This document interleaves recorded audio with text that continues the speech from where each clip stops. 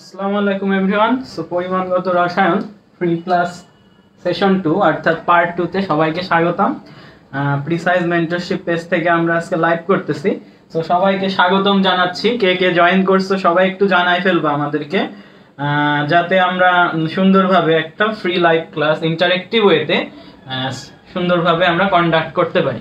So আজকে আমাদের যে অধ্যায়টা সেটা আমি অলরেডি বলে ফেলছি ভাইয়ারা, পরিমাণগত রসায়ন, বেশ একটা গুরুত্বপূর্ণ চ্যাপ্টার। সো আমাদের সাথে আছো নুসরাত জাহান সিথু, ওয়ালাইকুম আসসালাম। বাকিরাও একটু জানাই ফেলো কে কোথা থেকে আসো, আমরা ক্লাসটা স্টার্ট করে ফেলবো। এই তো, কেমন আছো তোমরা? আমি তো আলহামদুলিল্লাহ আছি ভালোই। তোমরা কেমন আছো একটু জানাই দাও। সবকিছু কি ওকে? আমি যেগুলো লিখছি একটু দেখো তো সবকিছু বোঝা যায় কিনা, একটু বলে ফেলো সবকিছু বোঝা যায় কিনা। অনেক কিছু শিখবো কিন্তু, জারণ বিজারণ, তারপর জারণ বিজারণ বিক্রিয়া আইডেন্টিফিকেশন, দেন আমরা শিখবো আয়োডোমিতি, আয়োডিমিতি, সমীকরণ থেকে ভর আয়তন গণনা, টাইট্রেশনের ম্যাথগুলো। সো এগুলো যারা প্যারা খাচ্ছ তাদের জন্য বলতেছি, সুন্দরভাবে এগুলো আমরা শিখতে পারবো ইনশাল্লাহ। সো হাবিবা রিয়া আসছে, সে বলছে ভাইয়া এইচএসসি কোন চ্যাপ্টার গুলো ইম্পর্টেন্ট? আচ্ছা, এইচএসসি তুমি হয়তো এইচএসসি 22 বা 23, এইচএসসি 22 এর 23 এর বিষয়ে আমরা একটা প্রোগ্রাম দ্রুতই লঞ্চ করতে যাচ্ছি, সেটা জানাই দিব তোমাদেরকে। ওখানে আমি বলে দিব যে কোনগুলো ইম্পর্টেন্ট বা কোনগুলো ইম্পর্টেন্ট নয়। তোমাদের 22-23 এর জন্য একটা ফ্রি কোর্সই বলবো, এটা লঞ্চ দ্রুতই হবে। সো এটা তোমরা বুঝতে পারবো তখন। আচ্ছা, সামিয়া চৌধুরী ওয়ালাইকুম আসসালাম। বাকিরাও জয়েন করে ফেলো ভাইয়ারা, সবাই জয়েন করে ফেলো, আমরা স্টার্ট করে দিব তাহলে। হ্যাঁ ঠিক আছে। হাবিবা রিয়া এসএসসি 22 কিছু সাজেশন দিয়ে। আচ্ছা, তোমাদের সাজেশন ভিত্তিক দেখো তোমাদের জন্য কি আসে এই গ্রুপে। তোমরা জাস্ট চোখ রাখো, 2-1 দিনের মধ্যে অ্যানাউন্সমেন্ট দেখতে পাবা। আচ্ছা আচ্ছা, মাহা চলে আসছো, ওয়ালাইকুম আসসালাম। সবাইকে ওয়েলকাম জানাচ্ছি আবারও আমাদের আজকের পরিমাণগত রসায়ন লেকচারে। সো চলো ভাইয়ারা, আমরা আর ওয়েট না করি, বাকিরাও এসে পড়ুক, আমরা চলে স্টার্ট করি। আমাদের সবাই একটু বলে দাও তোমরা কেমন আছো, আর মোটামুটি যারা আছো এখানে তারা নিশ্চয় হচ্ছে ফার্স্ট টাইমার হতে পারো, সেকেন্ড টাইমার হতে পারো, সেটা প্যারা না। তবে ঢাবির আমরা আজকে যে টাইপগুলো দেখবো মূলত হচ্ছে ডিইউ স্ট্যান্ডার্ড, বুঝছো? এটা হচ্ছে ডিইউ স্ট্যান্ডার্ড আমরা দেখার চেষ্টা করব, যেহেতু আমাদের খুব সামনেই আমাদের ডিইউ পরীক্ষা। সো আমরা ঢাবি স্ট্যান্ডার্ড ক্লাসটা নিব। সো চলো আমরা স্টার্ট করে ফেলি। হ্যাঁ, সবাই একটু মেনশন করো, আমি দেখতেছি নুসরাত জাহান সিতু মেনশন করে দিছো। আচ্ছা, টেনশনে থাকার দরকার নাই আপু, আমরা বলে দিব সবকিছু। তো সবাই একটু জয়েন করো ভাইয়ারা। আসো, আমরা প্রথমে যে টপিকটা তোমাদের জন্য রাখছি ভাইয়ারা, সেটা হচ্ছে জারণ বিজারণ। সো ভাইয়া, আমরা প্রথমে স্টার্ট করি জারণ বিজারণ টপিকটা দিয়ে। এটা আমাদের ঢাবির জন্য মোস্ট ইম্পর্টেন্ট একটা টপিক। সো এটা এই জন্য আমরা এটা দিয়ে স্টার্ট করতেছি। তো জারণ বিজারণ, জারণ বিজারণ তোমরা 9-10 থেকেই, মূলত 8-9-10 থেকেই পড়ে আসতেছো। সো জারণ বিজারণ আমরা একটু অন্যভাবে দেখি। প্রথমে জারণ বিজারণ ভাইয়া এরকম দুইটা পার্ট। এটা আসলে জারণ আর বিজারণ, আসলে তুমি মনে করো আগে জারণ ঘটছে তারপর বিজারণ ঘটছে, বিষয়টা এরকম না। জারণ বিজারণ যুগপৎ ঘটে, জারণ বিজারণ যুগপৎ ঘটে। জারণ অর্ধ বিক্রিয়া এবং বিজারণ অর্ধ বিক্রিয়ার মাধ্যমে আমার একটা পূর্ণাঙ্গ বিক্রিয়া সংগঠিত হয়। সো আমরা এখন অ্যাডমিশন পর্যায়ে এই অর্ধ বিক্রিয়াগুলো আমার লাগবে না, আমি মূলত ফুল মেকানিজমটা একবারে যদি লিখে দিয়ে আসতে পারি, রিটেনের কথা বলতেছি, এমসিকিউতেও আসে সমতাকরণ। সো ফুল মেকানিজম যদি একবারে লিখে দিয়ে আসতে পারি, এখানে আমি নাম্বারটা পেয়ে যাব। সো জারণ বিজারণের ক্ষেত্রে আমি প্রথম অংশ ভাইয়া কি নিব, জারণ আগে আমি পড়ে ফেলি একটু। জারণ জিনিসটা কি? জারণ জিনিসটা হচ্ছে, এত কিছু কনসেপ্ট মনে রাখার দরকার নাই। জারণ মানে লিখবা হচ্ছে ইলেকট্রন ছাড়ন, ইলেকট্রন ছাড়ন। সো ইলেকট্রন যদি কেউ ছেড়ে দেয়, ইলেকট্রন যদি কেউ ছেড়ে দেয় তাহলে কি হয়, তার জারণ মান যেটা আছে সেটা বৃদ্ধি পাবে। সো জারণ মানে ইলেকট্রন ছাড়ন, আবার আমরা বলতে পারি ইকুয়াল টু জারণ মান বাড়ন। সো বাড়ন মানে কি, বৃদ্ধি পাচ্ছে। ছন্দের কারণে আমরা এভাবে বলতেছি আর কি, ছন্দের কারণে আমরা এইভাবে বলতেছি। আচ্ছা, ভৌমিক প্রীতি আসছে, ওয়েলকাম তোমাকেও। সো ইলেকট্রন ছেড়ে দেওয়াকে আমরা ইলেকট্রনকে চিন্তা করব টাকার সাথে। টাকা, ধরো ভাইয়া তুমি রাস্তা দিয়ে যাচ্ছ, তোমার কাছে 5 টাকা আছে, তুমি 5 টাকা দিয়ে তোমার উদ্দেশ্য তুমি একটা সমুচা খাবা, তো সমুচা খেতে যায় পথি মধ্যে তোমার 5 টাকাটা দেখলা একজন অসহায় মানুষ আছে, সে তাকে তুমি ভালো লাগলো, মানে দেখে বেশ স্যাটিসফাইড মনে হলো, চাইলো তোমার কাছে, দিয়ে দিলা। সো তুমি টাকাটা কি করলে, টাকাটা দান করলে ওই অসহায় মানুষটাকে। সো দান করার পরে তুমি ঠিক আছে খাইতে পারলে না, বাট তোমার তো মনের মধ্যে একটা ভালো লাগা কাজ করবে না, পজিটিভ এনার্জি কাজ করবে। সো তুমি টাকাটা কিন্তু তাকে দিয়ে দিলা, বাট তোমার মনের মধ্যে একটা পজিটিভ ফিলিংস ভাইব সৃষ্টি হলো। সো টাকা দান করলে ভাইয়া পজিটিভিটি বাড়লো। কি বাড়লো তোমার মধ্যে? পজিটিভিটি বাড়ছে, বাড়ছে। এই যে টাকা, ভাই আমি টাকাকে একটু আগে বলছি ইলেকট্রন, সো দান মানে কি? ছেড়ে দেওয়া। তাহলে তুমি ইলেকট্রন ছেড়ে দিলে কি হচ্ছে? পজিটিভিটি বাড়ছে, মানে জারণ মান বাড়তেছে, জারণ মান বাড়তেছে। যেমনটা ঘটে ভাইয়া এই যে আমরা যেটা দেখি সোডিয়াম, এই যে সোডিয়াম, সোডিয়াম কত জানো? এই সোডিয়ামের ভর পারমাণবিক সংখ্যা হচ্ছে 11। সো 11, তাহলে ওর অষ্টক পূরণ করতে লাগে 8টা ইলেকট্রন শেষ অরবিটালে। বাট দেখো সোডিয়াম এইভাবে থাকে, সোডিয়ামের প্রথম ইসে 2টা থাকে, পরেরটায় ভাইয়া 8টা থাকে। আর এই যে একটা, এই একটার জন্য ওই স্থিতিশীল কাঠামো অর্জন করতে পারতেছে না। এই একটা ইলেকট্রন যদি সে টাকা হিসেবে কাউকে দান করে দিতে পারতো, তাহলে সে স্থিতিশীল অবস্থায় যেতে পারতো। সোডিয়াম কি করলো? একটা ইলেকট্রন দান করলে, যে আমি বলছি টাকা দান করলে কি পজিটিভিটি বাড়বে। কয়টা দান করছে ভাই? একটা, তাই একটা পজিটিভ এর উপর সৃষ্টি হবে। এই যে ভাইয়া ইলেকট্রন দান করে পজিটিভটা বাড়ছে, এখানে দেখো সোডিয়ামের জারণ মান ছিল 0, এখানে হয়ে গেছে কত? +1। দেখো একটা পজিটিভ মানে +1, জারণ মান বাড়তেছে ইলেকট্রন ছেড়ে দেওয়ার মাধ্যমে। এটাই হচ্ছে জারণ বিক্রিয়া। আশা করি আমরা সবাই বুঝে ফেলছি। আচ্ছা জান্নাতুল নাইম ভাই, ওয়ালাইকুম আসসালাম, ওয়েলকাম আপনাকে ক্লাসে। সো জারণ বিক্রিয়া আমরা বুঝে ফেলছি। এবার ভাইয়া জারণের পরে আমরা যদি একটু বিজারণ করতে যাই, সো খেয়াল করো বিজারণে আমি যদি সেম ভাবে এখানে ইলেকট্রন ছেড়ে দিছে জারণে, তাহলে বিজারণে কি হবে? ইলেকট্রন উল্টা, জাস্ট মনে রাখবে উল্টা, ইলেকট্রন গ্রহণ। এখন তুমি এক জায়গা থেকে টাকা পেতে পেতে তোমার লোভটা দিন দিন বাড়বে। আজকে তুমি 500 টাকা পাইছো, কালকে তুমি এক্সপেক্ট করবে 1000 টাকা, দেন 1500, দেন 2000, মানে তোমার লোভ দিন দিন বাড়তেছে, মানে তুমি গ্রহণ করলে মানে লোভ বাড়বে। তাহলে জারণ মান এখানে বাড়বে, এখানে পজিটিভিটি বাড়তেছিল তাই না? আর এখানে কি হবে? তোমার পজিটিভিটি কমবে, নেগেটিভিটি বাড়বে। তাহলে ইলেকট্রন গ্রহণ করলে নেগেটিভিটি বাড়বে, আর নেগেটিভিটি বাড়লে কি হবে? জারণ মানটা কমে যাবে। কি হবে? জারণ মান কমে যাবে, কমে যাবে। সো জারণ মান যদি ভাইয়া কমে যায়, তাহলে আমরা কি বলতে পারি? জারণ মান যদি কমে যায়, তাহলে আমরা এই যে সোডিয়াম একটা ইলেকট্রন ত্যাগ করছিল, এবার কি করবে? গ্রহণ করবে। তাহলে এই সোডিয়াম তো না, এবার ধরো আমি একটা ক্লোরিন নিলাম, এই ক্লোরিন কি করবে? ক্লোরিনের ভাইয়া আমরা যদি একটু খেয়াল করি, এটা সোডিয়ামে 10টা 11টা ছিল, ক্লোরিনে হবে 17টা। দেখো 2টা 4টা 6টা 7টা, আর একটা যদি হইতো ক্লোরিনের অষ্টক পূরণ হয়ে যেত। সো সোডিয়াম যে ইলেকট্রনটা ত্যাগ করছিল, ক্লোরিন কি করবে? সেই ইলেকট্রনটা গ্রহণ করবে। সো গ্রহণ করলে আমি কি বলছি? গ্রহণ করলে যোগ হয়, যোগ হলে কি হয়? নেগেটিভিটি বেড়ে যায়, তাহলে ক্লোরিন কি হবে? নেগেটিভ হবে। সো ভাইয়া এটা হচ্ছে আমার জারণ অর্ধ বিক্রিয়া।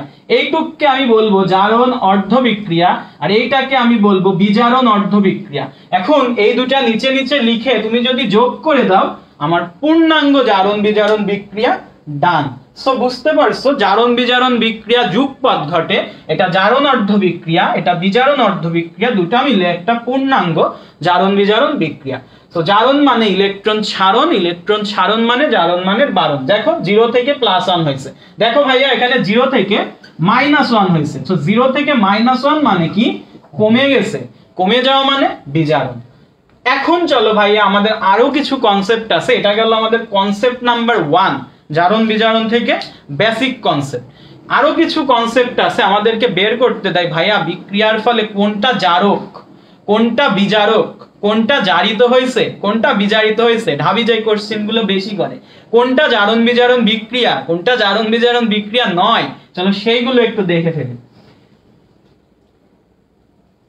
ঠিক আছে ভাইয়া, তাহলে আমরা এত দূর বুঝছি নাকি? বুঝলে যদি বুঝে থাকো ওয়াই লিখো সবাই। আমরা জারণ বিজারণ বিক্রিয়ার কনসেপ্টটা বুঝলাম। এবার চলো ভাইয়া আমি একটা লাইন লিখবো, তোমাদেরকে একটা লাইন লিখে দেব, সেই লাইনটা একটু খেয়াল করবা। জারণ জারণে ভাইয়া কি আছে, বর্গের জ আছে না, তাহলে তুমি এখানে লিখবা জারণ ইকুয়াল টু জারিত ইকুয়াল টু বিজারিত ইকুয়াল টু বিজারিতর ব থেকে এখানে লিখবা বিজারক। লাইনটা এখন যদি না বুঝো কিচ্ছু বুঝা লাগবে না, আমি বুঝাই দিচ্ছি, পুরোটাই বুঝাই দিব। দেখো এই লাইনটা দ্বারা তোমরা কিছুই হয়তো বুঝবা না ফার্স্টে। সো দেখো ভাইয়ারা আমরা একটু আলোচনা করে দিই। জারণে ভাইয়া ফার্স্টে বর্গের জ আছে, তাই আমি ফার্স্টে লিখছি জারিত। জারিতর পরে আমি যেটা করছি আবার লিখছি বিজারিত। এই বিজারিততে ব আছে, তাই আমি এখানে লিখছি বিজারক। এইভাবে আমি মনে রাখতে পারি, বাট কনসেপ্টটা হচ্ছে কোনো একটা মৌলের তো জারণ বিক্রিয়া হবে। যেমন আমি একটু আগে দেখলাম সোডিয়াম জারণ বিক্রিয়া দেখাইলো, তাহলে এই যে মৌলটা, যেই মৌলটা জারণ বিক্রিয়া দেখাইলো সে আগে নিজেকে সামলাবে। তুমি পরীক্ষার হলে কি করো, আগে নিজে উত্তরপত্রটা লিখো, দেন তোমার বন্ধুকে দেখাও, নাকি বন্ধুকে আগে দেখাও নিজে লিখো? তুমি তো লিখোই নাই, বন্ধুকে কি দেখাবা? সো তুমি কি করবা, আগে নিজের কাজটা সামলাবা। সো সোডিয়াম কি করবে, আগে নিজে হবে জারিত, দেন নিজে জারিত হওয়ার পর আরেকজন তোমার বন্ধুকে সোডিয়াম কি করবে, বিজারিত করবে। তাহলে সোডিয়াম অন্যকে করবে বিজারিত।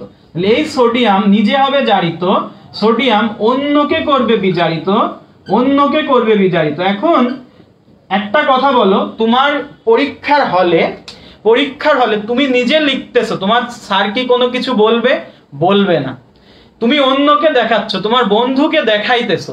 এই সময় যদি তোমার স্যার কোনো রকম ভাবে দেখে ফেলে, তুমি তোমার বন্ধুকে দেখাচ্ছ, তোমার খাতা তো কেড়ে নিবে। তাহলে অন্যকে তুমি যেটা করতেছো সেইটা এফেক্ট করে। তাই অন্যকে তো যেহেতু ভাইয়া তুমি বিজারিত করতেছো, তাহলে যে যার জারণ হয় সে হচ্ছে বিজারক। নিজে কি করতেছো, আমি নিজের গালে একটা চট দিলাম, কোনো বিষয় না, তোমার গালে একটা চট দি, তোমার আব্বু আম্মু এসে আমাকে ধরবে। সো আমি তোমার সাথে কি করতেছি এটা ম্যাটার করে, তোমাকে আমি কি করতেছি, বিজারিত করতেছি, তাই এর নাম হবে বিজারক। যার জারণ হয় সে হয় বিজারক, কারণ সে অন্যকে বিজারিত করে। আশা করি আমরা পুরোটা বুঝে ফেলছি। তাহলে উল্টো করে জাস্ট এবার তুমি এই জায়গায় জারণের জায়গায় একটু লিখো তো ভাইয়া বিজারণ, একটু লিখো, জাস্ট উল্টা করবা। বিজারণের ব আছে, ফার্স্টে লিখো বিজারিত শেষ, এবার লিখো বিজারিত শেষ, এবার লিখো জারিতর বর্গের জ, তাহলে এটা হবে জারক। যেমন আমরা নিয়েছিলাম এখানে ক্লোরিন, ভাইয়া ক্লোরিন নিজে আগে কি হবে, বিজারিত হবে। নিজে, যেহেতু ক্লোরিন বিজারণ বিক্রিয়া দেখাইতেছে, তাহলে নিজে হবে বিজারিত। ভাইয়া অন্যকে কি করবে, অন্যকে করবে জারিত। অন্যকে যেটা করে সেটাই ওর নাম, তাহলে এটা হবে একটা জারক। আশা করি আমরা পুরোটা কোনটা জারক কোনটা বিজারক আর প্যারাই পড়বো না। সো বুঝছো আশা করি, অবভিয়াসলি। আচ্ছা সামিয়া চৌধুরী বুঝতে পারছো। সো আমরা এখন উদাহরণে চলে যাব ডিরেক্ট। এইটা যদি বুঝে থাকো, এখন দেখো ঢাবির কোশ্চেন নিব, সুন্দরভাবে সলভ করে ফেলবো। সো ভাইয়া চলো আমরা একটা কোশ্চেন নিয়ে নিই। আচ্ছা কোশ্চেন আমরা বই থেকে নিচ্ছি ডিরেক্ট। হ্যাঁ ঠিক আছে, তোমরা বুঝতে পারতেছো, বেশ ভালো লাগছে যে তোমরা অ্যাটেনটিভ আছো ক্লাসে। আচ্ছা কোশ্চেন কই, আচ্ছা ঠিক আছে। সো কোশ্চেন হচ্ছে ভাইয়া আমাদের একটা কোশ্চেন দিছে যে এরকম যে টিন ক্লোরাইড প্লাস FeCl3 এরা বিক্রিয়া করে আমাকে তৈরি করে দিছে SnCl4 প্লাস FeCl2। আচ্ছা এখানে কিছু সমতাকরণের জায়গা আছে, আমরা এখানে 2 এখানে 2। সো ভাইয়া এরকম একটা বিক্রিয়া আমাকে দেওয়া আছে, আমার যে কোশ্চেনটা এখানে দেওয়া আছে, কোশ্চেনটা হচ্ছে এই বিক্রিয়াটা আমাদের আসছে হচ্ছে ঢাবি 15, 16, 13, 14, মানে দুইবার আসছে, ডিউ 15, 16, 13, 14। সো দুইবার এইরকম একটা কোশ্চেন আসছে। সো এই কোশ্চেনটা চলো আমরা একটু পোস্টমর্টম করি। পোস্টমর্টম বলতে এখানে আমরা কি কি লিখতে পারি ভাইয়া, প্রথমে আমি খেয়াল করব এই বিক্রিয়ার ক্ষেত্রে যে এটা হচ্ছে টিন ক্লোরাইড বলতে পারি, এটা বলতে পারি টিন টেট্রাক্লোরাইড। আসলে এটা স্টেনাস নাম, এটা আসলে স্টেনাস ক্লোরাইড, স্টেনাস টেট্রাক্লোরাইড এরকম ভাবে পড়ি, বাট টিন আকারে আমরা বলতে পারি। সো ভাইয়া একটু খেয়াল করো, এখানে আমরা জারণ মান বের করতে সবাই পারি। আমরা কি করব, কেন্দ্রীয় মৌলের জারণ মানটা বের করার চেষ্টা করব। সো ভাইয়া খেয়াল করো এখানে টিন, যার আমি জারণ মান বের করি, আচ্ছা আমি আগে জারণ মান বের করাটা শিখি না, এটা একটু ভুল হয়েছে। জারণ মান বের করতে গেলে তাকে আমি এক্স ধরে নিতে হয়। সো এখানে টিনকে ভাইয়া এক্স ধরে নাও, প্লাস ক্লোরিনের ভাইয়া আমরা সবাই জানি -1 আছে কয়টা, দুইটা, এটা একটা নিরপেক্ষ যৌগ, তাহলে এটাকে আমি বলতে পারি 0। তাহলে এক্স এর মান ভাইয়া তুমি খেয়াল করো x -2 = 0 আসছে, তাহলে ওইদিকে নিয়ে যাও, x এর মান আসছে +2। সো ভাইয়া এখানে তাহলে টিনের জারণ মান হচ্ছে +2। সেম ভাবে তুমি এই সাইডে বের করে দেখো, এখানে পাবা তুমি +4। সো ভাইয়া তুমি এখন নিশ্চয় বুঝে ফেলছো, এখন নিশ্চয় তুমি বুঝে ফেলছো যে জারণ মান বাড়ে কোথায়। জারণ মান 2 থেকে 4 হয়ে গেছে। জারণ মান যেখানে বাড়ে সেইটা হচ্ছে আমার কি বিক্রিয়া, জারণ বিক্রিয়া। সো এটা আমার জারণ বিক্রিয়া। সো এইটা যদি জারণ হয়, অন্যটা অবভিয়াসলি বিজারণ হবে, কারণ অন্য কোনো প্রোডাক্ট তো এখানে নাই, আমি আর বেরই করব না। তাহলে এইটা হচ্ছে আমার বিজারণ বিক্রিয়া, এইটা হচ্ছে আমার বিজারণ বিক্রিয়া। তাহলে এখন আমার যত ধরনের কোশ্চেন আসবে আমি সব পারবো। আমি যখন এইটা লিখে ফেলতে পারছি, আমি সব ধরনের কোশ্চেন পারবো। সো ভাইয়া জারণ বিক্রিয়া হয়েছে, তাহলে এখানে কে জারিত হয়েছে, যার জারণ হয় সেই জারিত হয়। তাহলে জারণ বিক্রিয়া এখানে আমি বলবো এই যে SN2+, এইটুকু আলাদা করব। তাহলে আমি বলবো SN2+ এর জারণ হয়েছে, SN2+ এর জারণ ঘটেছে। এর যেহেতু জারণ ঘটেছে, তাহলে SN2+, যার জারণ হয় সে হবে কি, জারিত। তাহলে SN2+ জারিত হয়েছে। যে জারিত হয় সে অন্যকে বিজারিত করে। তাহলে SN2+ অন্যটা হচ্ছে এই যে এখানে আমার এটা ছিল Fe3+, তাই না? দেখো Cl3 মানে কি, এটা আমার ছিল 3+ আকারে, এইটা আমার হয়ে গেছে 2+। দেখো ভাইয়া জারণ মান কমে গেছে, তাই এটা বিজারণ হয়েছে। তাহলে অন্যকে, তাহলে SN2+ Fe3+ কে বিজারিত করেছে। অন্যকে যে বিজারিত করে সে হচ্ছে কি, বিজারক। তাহলে আমি বলতে পারি অতএব SN2+ বিজারক, SN2+ বিজারক। একটা দিয়ে সব বুঝাই ফেলছি, আচ্ছা আচ্ছা, নাইম ভাইয়াও তো দেখতেছি লিখতেছে। আচ্ছা সবাই আসো, ধন্যবাদ, সবাই অ্যাটেনটিভলি থাকো, ইনশাআল্লাহ ভালো কিছু হবে। সো ভাইয়া SN2 হচ্ছে বিজারক। তাহলে উল্টাটা কি, উল্টাটা তোমরা এখন লিখে ফেলতো, আমি আর লিখবো না। উল্টাটা হচ্ছে Fe3+ এর বিজারণ ঘটেছে, Fe3+ বিজারিত হয়েছে, Fe3+ SN2+ কে জারিত করেছে। যেহেতু সে জারিত করতেছে, তাহলে আমরা এট লাস্ট এখানে বলে দিব Fe3+ জারক।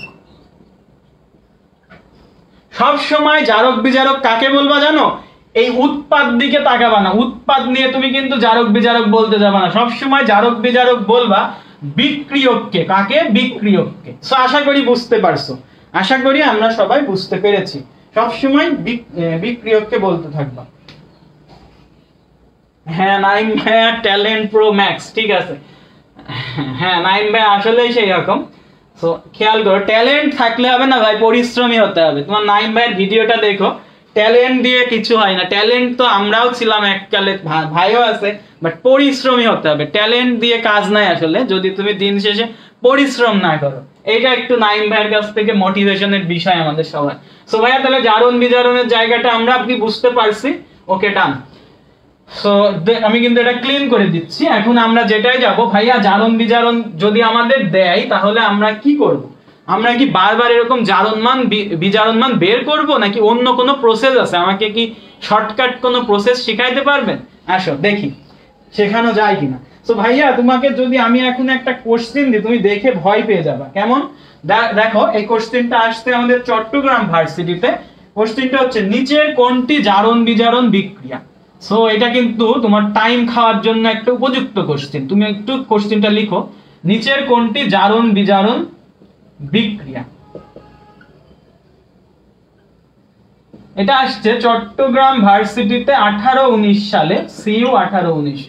সো ভাইয়া এই নম্বরে আমাকে দিয়েছে লিথিয়াম নাইট্রেট, 4 লিথিয়াম নাইট্রেট, এরা এইভাবে করে বিক্রিয়া করে 2 লিথিয়াম অক্সাইড। আচ্ছা অনেক বড় বিষয়টা, 4 নাইট্রেট প্লাস অক্সিজেন। তো এরকম একটা আছে। বি নম্বরে আছে আমাকে লিথিয়াম কার্বনেট, লিথিয়াম কার্বনেট বিক্রিয়া করে lithium oxide plus carbon die oxide এটা তৈরি করছে। সি নম্বরে আমাকে দিয়েছে আচ্ছা খুব মোটিভেশন, আচ্ছা ঠিক আছে হ্যাঁ, ট্যালেন্টদের ঝড়ে উড়ে যেতে দেখেছে। আচ্ছা আমিও এক সময় ঝড়ে উড়ে যাচ্ছিলাম, পরে পরিশ্রম না করলে আমি আজকে ওই নাইম ভাই যেটা বলছে না, ঝড়ে উড়ে চলে যেতাম, বুঝছো? তো ট্যালেন্ট হলে চলবে না ভাই, ট্যালেন্ট হলেই চলবে না, ট্যালেন্ট ঠিক আছে ওকে, বাট প্র্যাকটিস করতে হবে, প্র্যাকটিস মেক্স ম্যান পারফেক্ট, এটার একটা কথা আছে না? সো অ্যাডমিশন টাইম এটা আরো বেশি গুরুত্বপূর্ণ এই কথাটা। সোডিয়াম কার্বনেট এটা ভেঙে দিয়ে সোডিয়াম বাইকার্বনেট ভেঙে দিয়ে sodium carbonate, carbon die oxide পানি। ভাই দেখেই তো মাথা ঘুরতেছে, কি একটা কোশ্চেন দিয়ে রাখলেন এত বড়। আচ্ছা এত বড় একটা জিনিস দিয়ে রাখছেন। আচ্ছা এটা মনে হয় আমাদের ডেড হয়ে গেছে লাল কালিটা। সো ভাইয়া খেয়াল করো, এই যে এত বড় একটা রিয়াকশন, বাট তোমাকে 45 সেকেন্ড 40 সেকেন্ডে এটা সলভ করতে হবে। সো জারণ বিজারণ বিক্রিয়া মানে কি? জারণ মানের পরিবর্তন আমাকে হিসাব করতে হবে। সো এখন তুমি প্রত্যেকটাই যদি এভাবে এখন জারণ মান বের করতে যাও, তোমার তো টাইমই শেষ হয়ে যাবে, একটাতেই তুমি ডান হয়ে যাবে। সো যেটা করতে হবে, আমরা একটা কনসেপ্ট শিখতে হবে। আমি একটা কনসেপ্ট তোমাদের দিতেছি, সেই কনসেপ্টটা একটু মাথায় ঢোকাই নাও তোমরা সবাই। হ্যাঁ একটু খেয়াল করো ভাইয়া, কনসেপ্টটা হচ্ছে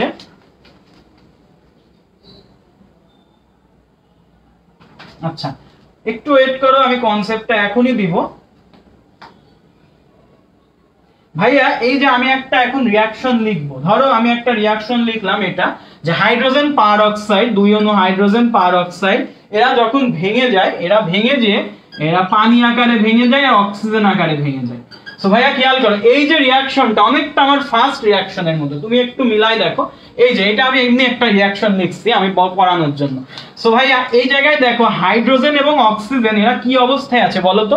এরা দুইজন মিলে যুক্ত অবস্থায় থেকে একটা যৌগ তৈরি করছে। তাহলে আমি এখানে লিখে ফেলবো যুক্ত। এখানে পানি, তাহলে হাইড্রোজেন আর অক্সিজেন মিলে এরাও আছে যুক্ত। বাট তুমি খেয়াল করো ভাইয়া, এখানে অক্সিজেন একা একা বসে আছে, তাহলে অক্সিজেন কিভাবে আছে? মুক্ত আকারে। ভাইয়া যে মুক্ত আকারে থাকে তার জারণ মান কত? তুমি একটু বলে ফেলো তো সবাই কমেন্টে, যে মুক্ত আকারে থাকে তার জারণ মানটা কত? যে মুক্ত আকারে থাকে তার জারণ মানটা হচ্ছে 0। তাহলে এই দিকে সে অবশ্যই যৌগ আকারে আছে, তাহলে এর জারণ মান কখনোই 0 হবে না, যৌগ আকারে আছে। তুমি যদি অক্সিজেনের জারণ মান ভাইয়া এখানে হিসাব করো কত আসবে, এখানে একটু বের করো তো। অক্সিজেন আছে, এখানে হাইড্রোজেন আছে 2টা, তাহলে +2 প্লাস এটা হচ্ছে +2x = 0। তাহলে এখানে আমি বলতে পারি 2x = -2, তাহলে x = -1। এমনি বোঝা যাচ্ছে কারণ এটা হাইড্রোজেন পার অক্সাইড। সো ভাইয়া এটা হচ্ছে -1, এখানে আসছে 0। সো আমি যদি বলতে পারি কোন একটা বিক্রিয়া যুক্ত এবং মুক্ত অবস্থায় থাকে, তুমি ডাইরেক্ট বলে ফেলবে ওটা জারণ বিজারণ বিক্রিয়া। সো তুমি একটু খেয়াল করো ভাইয়া, এখানে আছে যুক্ত অবস্থায়, এখানে আছে মুক্ত, বাদ বাকি প্রত্যেকটাই দেখো সবগুলো যুক্ত। এটা যুক্ত যুক্ত যুক্ত যুক্ত যুক্ত যুক্ত যুক্ত যুক্ত সব যুক্ত। তাহলে একটা জায়গায় আছে ভাইয়া যুক্ত মুক্ত। মুক্ত মানেই তার জারণ মান 0, আর জারণ মান 0 মানে অবশ্যই জারণ মানের পরিবর্তন হয়েছে। তাহলে না, একদম 2 সেকেন্ড 3 সেকেন্ডের মধ্যে দাগাও এটা, ডান এটা। সো আমি আরেকটা তোমাকে শর্টকাট টেকনিক দিলাম, যে জারণ বিজারণ মানে হচ্ছে যুক্ত মুক্ত কনসেপ্ট। এটাকে লিখে রাখো, জারণ বিজারণ মানে হচ্ছে যুক্ত মুক্ত কনসেপ্ট। সো যুক্ত মুক্ত দেখছি, জারণ বিজারণ ডান। এটা একটা কনসেপ্ট ছিল। আরেকটা কনসেপ্ট আমি দিব, সেটা হচ্ছে অসামঞ্জস্যকরণ বিক্রিয়া। সো আমরা জারণ বিজারণ শিখছি, জারক বিজারক নির্ণয় করা শিখছি, অসামঞ্জস্যকরণ বিক্রিয়াটা পড়লে আরেকটু ক্লিয়ার হবে। চলো আচ্ছা মাহা জোশ বলতেছে, ধন্যবাদ তোমাদেরকে থাকার জন্য একসাথে। সবাই এনজয় করো আর পড়ো সুন্দরভাবে। ভাইয়া এইগুলোই আসে পরীক্ষায়, বাট আমরা কনসেপ্ট গুলো না জানার কারণে অনেক টাইম লাগাই, বাট এটা 2-3 সেকেন্ডের বিষয়, বুঝছো? এটা জানতে হবে। সো ভাইয়া এখন অসামঞ্জস্যকরণ বিক্রিয়াটা কি, আমরা চলো সেটা দেখি। অসামঞ্জস্যকরণ বিক্রিয়ার ইংলিশ হচ্ছে ডিসপ্রপোর্শন রিয়াকশন। এটা ঢাবিতে অনেক সময় ডিসপ্রপোর্শন রিয়াকশন বলেও আসছে, এটা হচ্ছে ডিসপ্রপোর্শন রিয়াকশন। তোমরা একটু বাংলাটাও লিখে রাখো, অসামঞ্জস্যকরণ বিক্রিয়া। সো অসামঞ্জস্যকরণ বিক্রিয়ায় এমন একটা কাজ হয়, আমি একটা উদাহরণ দিই তাহলে ভালো বুঝতে পারবা। উদাহরণটা দিয়ে দিই, উদাহরণটা কি দেওয়া যায়, চলো উদাহরণ একটা বের করি। আচ্ছা,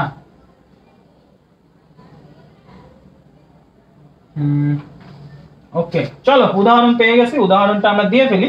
ভাইয়া দেখো, ক্লোরিন এবং সোডিয়াম হাইড্রোক্সাইড এরা যখন বিক্রিয়া করে তখন অনেক কিছু প্রোডাক্ট তৈরি করে। এইগুলো কিন্তু আমাদের ইম্পর্টেন্ট।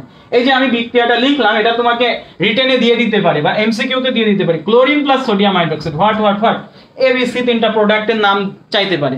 সো সবাইকে একটু পারবা এটা লিখতে? দেখো তো এটা পারো কিনা, এটা কিন্তু গুরুত্বপূর্ণ একটা জায়গা। দেখো, সো ভাইয়া হ্যাঁ, সেম কনসেপ্ট, আমাদের কনসেপ্ট এখনো চলতেছে, প্যারা নাই ভাইয়া। এখানে দেখো, এটা তৈরি করবে NaCl প্রথম কথা, তারপর তৈরি করবে NaOCl প্লাস তৈরি করবে পানি। তোমরা অনেকে বলটা বলবা NaCl প্লাস পানি লিখে দিবা, বাট এটা হবে NaCl প্লাস NaOCl প্লাস পানি। ভাইয়া একটু খেয়াল করো, এখানে ক্লোরিন ছিল, এই ক্লোরিন 0, এটা কিন্তু মুক্ত অবস্থায় ছিল 0।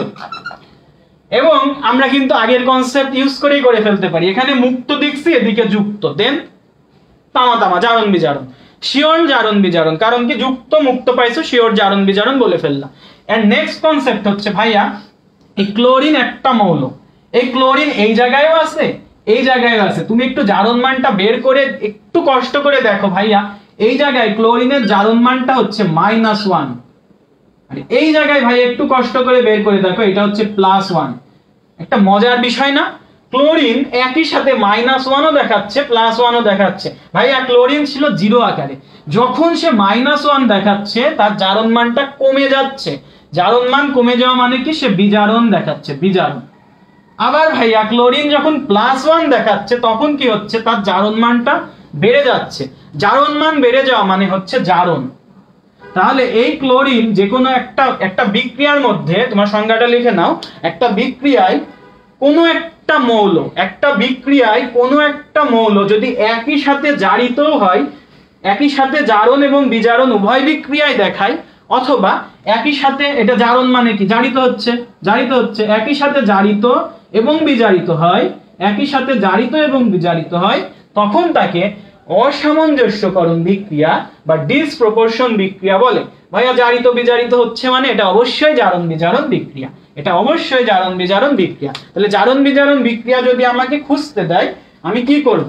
আমি প্রথমে দেখব যুক্ত মুক্ত কনসেপ্ট, যুক্ত মুক্ত খুঁজবো, দেন আমি খুঁজবো এটা অসামঞ্জস্যকরণ বিক্রিয়া কি না, অসামঞ্জস্যকরণ বিক্রিয়া কিনা। যদি ভাইয়া তুমি বুঝে ফেলতে পারো এটা অসামঞ্জস্যকরণ বিক্রিয়া, ওই যেটা দাগ আছে ওটা দাগাই ফেলবা, যুক্ত মুক্ত দেখলে ওটা দাগাই ফেলবা। সো বুঝতে পারছি আমরা, আশা করি আমরা আর প্যারায় পড়বো না। আরেকটা কনসেপ্ট ভাইয়া তোমাকে দিয়ে দিই, অনেক সময় আসে নিচের কোনটি অসামঞ্জস্যকরণ বিক্রিয়া, তখন কি করবা?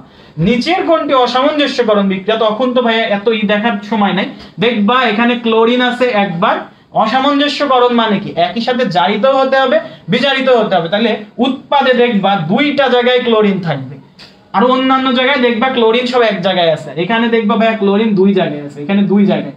যেই না 2 জায়গায় দেখবা, অত হিসাব করার দরকার নাই, দাগাই দিব এটা। সো এটাও 2-3 সেকেন্ডে হয়ে যাবে। সো আশা করি আমরা বুঝে ফেলছি, আমাদের অনেকগুলো কনসেপ্ট আমরা গ্রো করছি জারণ বিজারণ নিয়ে। যুক্ত মুক্তটা দেখবা, অসামঞ্জস্যকরণ দেখবা, দেন আমরা তো ম্যানুয়াল নিয়মে জারণ মান বিজারণ মান বের করা শিখছি। সো আশা করি আমাদের আর প্যারা হবে না। এবার আমরা এই সত্য জারণ বিজারণ এই জায়গাটা একটু ক্লিয়ার করতে চাই। ভাইয়া আমরা যে জায়গাটায় প্যাচ লাগাই, অসামঞ্জস্যকরণ বিক্রিয়া মানেই আমি বুঝে ফেললাম যে এরকম হবে। এখন আমি একটা বিক্রিয়া এখানে তোমাকে আমি লিখে দিচ্ছি, একটু খেয়াল করো। আমি একটা বিক্রিয়া লিখে দিই, সেটা হচ্ছে এরকম বিক্রিয়াটা, একটু ওয়েট করো। আচ্ছা, বিক্রিয়াটা হচ্ছে এটা আমাদের পরিচিত একটা বিক্রিয়া, পটাশিয়াম নাইট্রেট বিক্রিয়া করে পটাশিয়াম নাইট্রাইট প্লাস অক্সিজেন তৈরি করতেছে। এই যে বিক্রিয়াটা ভাইয়া খেয়াল করো, এখানেও তুমি খেয়াল করো, তুমি যদি নাইট্রোজেন বা অক্সিজেনের দিকে তাকাও, এই দেখো অক্সিজেন, এখানেও অক্সিজেন আছে, এখানেও অক্সিজেন আছে। একটু খেয়াল করো ভাইয়া, যে এখানেও অক্সিজেন আছে, এখানেও অক্সিজেন আছে, এখানেও অক্সিজেন আছে। তাহলে এটাকে আমি কি বলবো? অবশ্যই এখানে অক্সিজেনের জারণ মান যেটা, এখানে ভিন্ন, এখানেও ভিন্ন। তাহলে আমি এটাকে কি বলবো? যে এখানে অক্সিজেন একবার জারিত হয়েছে, একবার বিজারিত হয়েছে। সুতরাং আমি বলতেই পারি এটা হচ্ছে অসামঞ্জস্যকরণ বিক্রিয়া। তুমি যখনই বলে ফেললে এটা অসামঞ্জস্যকরণ বিক্রিয়া, একটা ভুল হয়ে গেছে। কোন জায়গায় ভাইয়া? তুমি অসামঞ্জস্যকরণ বিক্রিয়ার উদাহরণটা একটু খেয়াল করো। এখানে কিন্তু একটা মৌল ছিল না, এখানে ছিল একটা মৌল বা যৌগ ছিল না, এখানে দুইটা কম্বিনেশন ছিল। আর এখানে দেখো ভাই একটা কম্বিনেশন ছিল। সো একটা কম্বিনেশন মানে একটা যৌগ যখন একবার জারিত হচ্ছে, একটা যৌগের মধ্যে একটা মৌল যখন জারিত হচ্ছে একবার বিজারিত হচ্ছে, তখন আমরা সেটাকে অসামঞ্জস্যকরণ আর বলবো না, ওটাকে বলবো সত্য জারণ বিজারণ বিক্রিয়া। ওটাকে কি বলবো? সত্য জারণ বিজারণ বিক্রিয়া। আমি কোশ্চেন করলে এই জায়গায় প্যাচটা লাগাবো যাতে তোমরা ধরা খাও।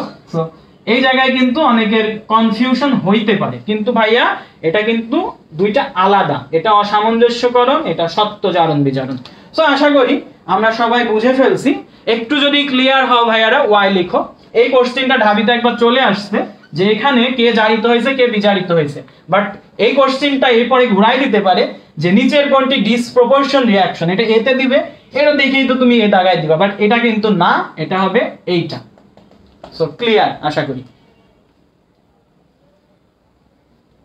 আচ্ছা, এটা আরেকবার বুঝানো কি ভাইয়া? তুমি অসামঞ্জস্যকরণ বিক্রিয়াতে দুইটা বিক্রিয়ক পাবা, আর সত্য জারণ বিজারণে একটা বিক্রিয়ক পাবা। এটাই জাস্ট পার্থক্য। সত্য জারণ বিজারণ এটাও একটা জারণ বিজারণ বিক্রিয়া, এটাও একটা জারণ বিজারণ বিক্রিয়া। আশা করি আমরা সবাই বুঝে ফেলছি। তো এটা আমরা ক্লিন করে দিচ্ছি। এটা আমাদের ঢাবির কতবার আসছে আমি জাস্ট সালগুলো একটু বলে দিই। আমাদের অসামঞ্জস্যকরণ বিক্রিয়া আসছে ঢাবি 12, 10, 11, 12, 13, মানে দুইবার আসছে অলরেডি। আচ্ছা, ঢাবি 4, 5, ডিইউ 4, 5 আসছে একবার, 10, 11 আসছে, 12, 13 আসছে। এই অসামঞ্জস্যকরণ বিক্রিয়া। সো এই আমি যে উদাহরণটা দিলাম ওটাই বেশি আসে। আরেকটা উদাহরণ চলো আমরা একটু দেখে নিই। ওই উদাহরণটা আমরা একটু দেখে নিই। সেই উদাহরণটা এরকম ছিল, 3ClO মাইনাস, এখানে অ্যাকুয়াস দেওয়া ছিল। এরা বিক্রিয়া করে যেটা তৈরি করছে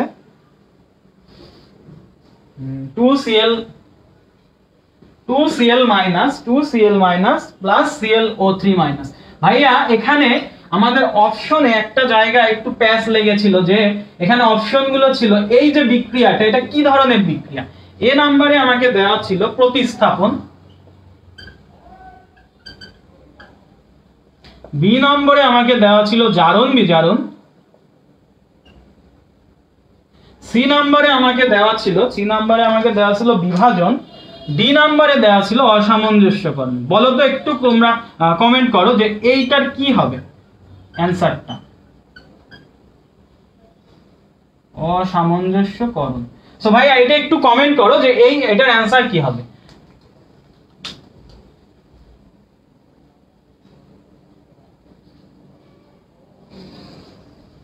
আচ্ছা, শামিম রেজা কি ক্লাসে আসতে চাইতেছো? আচ্ছা, বি বলতেছে, উম্মে হাবিবা বি বলতেছে। ওকে, সো সবাই বি বলতেছো, কিন্তু আমাদের জয়কলিতে যেটা দেওয়া আছে ডি। সো আমরা তো এখন বুঝে গেছি ভাই এটা ডি হবে না। কেন ডি হবে না? কারণ ভুল দেওয়া আছে অবশ্যই। কারণ এইটা একটা মাত্র যৌগ এখানে ভাঙছে। দেখো আমরা বলছিলাম যদি অসামঞ্জস্যকরণ বিক্রিয়া হইতে হয় সো দুইটা জিনিস ভাঙতে হবে, মিনিমাম দুইটা থাকতে হবে। বাট এখানে একটা আছে। সো একটা থাকলে একটা অংশ, দেখো এখানে ক্লোরিনের জারণ মান কত ছিল তুমি যদি একটু হিসাব করো, এটাকে x ধরো, আর এটা অক্সিজেনের হচ্ছে -2, আর এটা একটা মাইনাস, তাহলে ইকুয়াল টু -1। তাহলে ভাইয়া খেয়াল করো, তাহলে এটা আসবে -1 + 2, তাহলে এটা আসবে x = +1। তাহলে এখানে ক্লোরিনের জারণ মান ছিল +1। এই জায়গায় খেয়াল করো ভাইয়া -1, এই জায়গায় খেয়াল করো, এই জায়গায় যদি আমরা আবার হিসাব করি আবার অন্য একটা পাবো, এটা হচ্ছে x, এটা -6, এটা হচ্ছে -1, তাহলে এখানে x এর মান আসবে +5। সো ভাইয়া খেয়াল করো এখানে ছিল +1, এখানে -1, তাহলে এই জায়গায় বিজারণ ঘটছে। আবার এখানে +1, এখানে +5, এখানে জারণ ঘটছে। তাহলে আমি বলতেই পারি এটা হচ্ছে জারণ বিজারণ বিক্রিয়া। আর একটা যদি অপশনে থাকতো সত্য জারণ বিজারণ টিক দিতাম, কারণ একটা যৌগ ভেঙে দুইটা জিনিস একবার জারিত হয়েছে একবার বিজারিত হয়েছে, সো এটা জারণ বিজারণ বিক্রিয়া। এটা নট অসামঞ্জস্যকরণ, এটা ভুল আছে আমাদের গাইডে, এটা একটু খেয়াল করুন, আমি জন্য এটা দিছি। এই বুঝছো সবাই, বুঝছো? ওকে, আচ্ছা সবাই বি তো বলছো, সবাইকে ধন্যবাদ, সবাই বি বলতেছে। সো ভাই আমরা আরেকটা কোশ্চেন সলভ করে ফেললাম, তাহলে আমাদের এই টপিকটাও ডান। এবার আমরা যেটাই যাব সেটা হচ্ছে টাইট্রেশন, এই টপিকটাই যেতে চাই, টাইট্রেশন, তারপর ওইগুলো শিখতেছি। চলো আমরা আজকে টাইট্রেশনটা শিখে ফেলি। টাইট্রেশন হচ্ছে বেশ মজাদার একটা টপিক, টাইট্রেশন। আচ্ছা চলো, টাইট্রেশন হচ্ছে এরকম, টাইট্রেশন, এটার উচ্চারণ অনেকে ট্রাইট্রেশন পড়ে, বাট এটা উচ্চারণ হচ্ছে টাইট্রেশন, টাইট্রেশন। সো টাইট্রেশন একটা এমন জিনিস, আমার দুইটা দ্রবণ থাকবে। কয়টা দ্রবণ থাকবে? দুইটা দ্রবণ, একটা থাকবে জানা দ্রবণ আর একটা থাকবে অজানা দ্রবণ। জানা দ্রবণ আর একটা থাকবে অজানা দ্রবণ। এখন ভাইয়া প্রশ্ন হতে পারে যে জানা দ্রবণ মানে কি? জানা দ্রবণ মানে আমি যেই দ্রবণের ঘনমাত্রাটা জানি, যেই দ্রবণের ঘনমাত্রা জানি। আর অজানা দ্রবণ মানে কি? অজানা দ্রবণ মানে যেটার ঘনমাত্রা আমি বের করব, মানে যেটা আমি জানি না। সো টাইট্রেশনের সংজ্ঞাটা হচ্ছে জানা দ্রবণের ঘনমাত্রার সাহায্যে, জানা দ্রবণ মানেই তো তার ঘনমাত্রা আমি জানি, সো জানা দ্রবণের ঘনমাত্রার সাহায্যে অজানা দ্রবণের ঘনমাত্রা নির্ণয়ের, অজানা দ্রবণের ঘনমাত্রা নির্ণয়ের যে পদ্ধতি, ঘনমাত্রা নির্ণয়ের যে পদ্ধতি, সেটাকে আমি বলি টাইট্রেশন। আশা করি আমরা বুঝতে পারছি। জানা দ্রবণের ঘনমাত্রার সাহায্যে অজানা দ্রবণের ঘনমাত্রা নির্ণয় করব। সো ভাইয়া আমি তোমাকে আমি একটা সূত্র শেখাইছিলাম যে নতুন সিয়াম ভাইয়া, তাই না? নতুন সিয়াম ভাইয়া, তাহলে n = SV। এখন ভাইয়া আমি তোমাকে অলরেডি বলে ফেলছি এখানে দুইটা দ্রবণ থাকবে, তাহলে নিশ্চয় এখানে আমি লিখবো S1V1। তাহলে আমি বলতে পারি যে n = SV, তাহলে আমি বলতে পারি N1 = N2 বলতে পারি, যেহেতু দুইটা দ্রবণ, তাহলে একটা দ্রবণের মোল সংখ্যা ইকুয়াল টু আর একটা দ্রবণের মোল সংখ্যা। সো N1 এর জায়গায় আমি যেটা বসাই দিব, নতুন সিয়াম ভাইয়া S1V1 = নতুন সিয়াম ভাইয়া S2V2। ঠিক আছে ভাইয়া, এই সূত্রটা কখন হবে? যখন আমার দুইটা যৌগেরই তুল্য সংখ্যা সেম হবে, তুল্য সংখ্যা সেম হবে। বাট আমি যদি এখন তোমাকে দুইটা যৌগ দিয়ে দিই, একটা পাত্রের মধ্যে দুইটা দ্রবণ দিয়ে দিই, ধরো আমার একটা পাত্রের মধ্যে সোডিয়াম হাইড্রোক্সাইড দিলাম এবং সালফিউরিক অ্যাসিড দিলাম, তোমরা আমাকে বলো তো আমি যে দুইটা যৌগ লিখছি তাদের তুল্য সংখ্যাটা কি সেম? তোমরা আমাকে একটু বলো তো। আচ্ছা রিফাত মজুমদার ভাইয়া ওয়েলকাম আপনাকে ক্লাসে। ঠিক আছে ভাইয়া, দেখো সোডিয়াম হাইড্রোক্সাইড এবং সালফিউরিক অ্যাসিড আমি যেটা লিখছি, দুইটা যৌগের তুল্য সংখ্যাটা কি সেম কিনা? ভাই এটা একটা ক্ষার, ক্ষারের তুল্য সংখ্যা আমরা কিভাবে বের করি? তুল্য সংখ্যাকে ই দ্বারা রিপ্রেজেন্ট করি। তুল্য সংখ্যাকে আমরা যেটা বলি, এইটা জলীয় দ্রবণে কয়টা হাইড্রক্সিল আয়ন ছাড়তে পারে। তুমি যখন এখানে জলীয় দ্রবণে দিবা, দেখবা ভাইয়া একটা হাইড্রক্সিল আয়ন ছাড়তে পারবে, কারণ এখানে একটাই আছে, সো একটা, তাহলে এখানে তুল্য সংখ্যা হবে 1। এটা একটা অ্যাসিড, অ্যাসিডের ক্ষেত্রে তার তুল্য সংখ্যা হচ্ছে সে জলীয় দ্রবণে কয়টা হাইড্রোজেন আয়ন বা প্রোটন দান করতে পারে। ভাইয়া খেয়াল করো এখানে দুইটা আছে, তাই তুল্য সংখ্যা হচ্ছে 2। সো ভাইয়া যখন আমার তুল্য সংখ্যা সেম তখন আমার সূত্রটা হচ্ছে এটা। বাট এখানে আমি তোমাকে এমন একটা কন্ডিশনে ফেলাই দিছি যে তুল্য সংখ্যা সেম না, তখন যেটা করবা যার যার তুল্য সংখ্যা দ্বারা একে গুণ করে দিবা, ডান, যার যার তুল্য সংখ্যা দ্বারা একে গুণ করে দিবা, সেটা তাও সমান থাকবে, সমান থাকবে। সো আমার সূত্র দুইটা আমার ডান। আমি আশা করি সূত্র দুইটা আমি বুঝতে পারছি। ক্লাস কি পরে করা যাবে? হ্যাঁ ভাইয়া, এই ক্লাস আমাদের আবার ইউটিউবে আপলোড দেওয়া হয়, তুমি ইউটিউব থেকে করতে পারবা, গ্রুপেও থেকে যাবে, কিন্তু এখন লাইভে করে নেওয়াই ভালো, তোমাদের কোনো প্রবলেম হলে আমি সলভ করে দিলাম। সো ভাইয়া E1S1 = E2 E1S1V1 = E2S2V2, এটা হচ্ছে আমার টাইট্রেশনের সূত্র। যদি ভাইয়া তুল্য সংখ্যা সেম আসে সমস্যা কি? এটাই মনে রাখো, এখানে 1 এখানে 1 দিবা, এখানে 2 এখানে 2 দিবা, কাটাকাটি হয়ে যাবে, প্যারা নাই তো, এটাই মনে রাখো। এই তো তুল্য সংখ্যার সূত্রগুলো আমাদের ডান। এবার চলো আমরা ডিরেক্ট ম্যাথে চলে যাই, এটা আমাদের জন্য ভালো হবে। চলো আমরা একটু ম্যাথে চলে যাই, ডিরেক্ট একটা ম্যাথ নিব। এইটা স্টার মার্ক করো, এটা খুবই প্যারা খাই আমরা, এই টাইট্রেশনের ম্যাথ 45 সেকেন্ডে করতে খুবই প্যারা খাই, আমি বলে দিলাম। এটা একটু স্টার মার্ক করো। সো ভাইয়া চলো আমরা ডিরেক্ট ম্যাথ নিয়ে ফেলি। আমাদের ম্যাথ হলো এরকম ছিল ম্যাথটা, কই ম্যাথ। আচ্ছা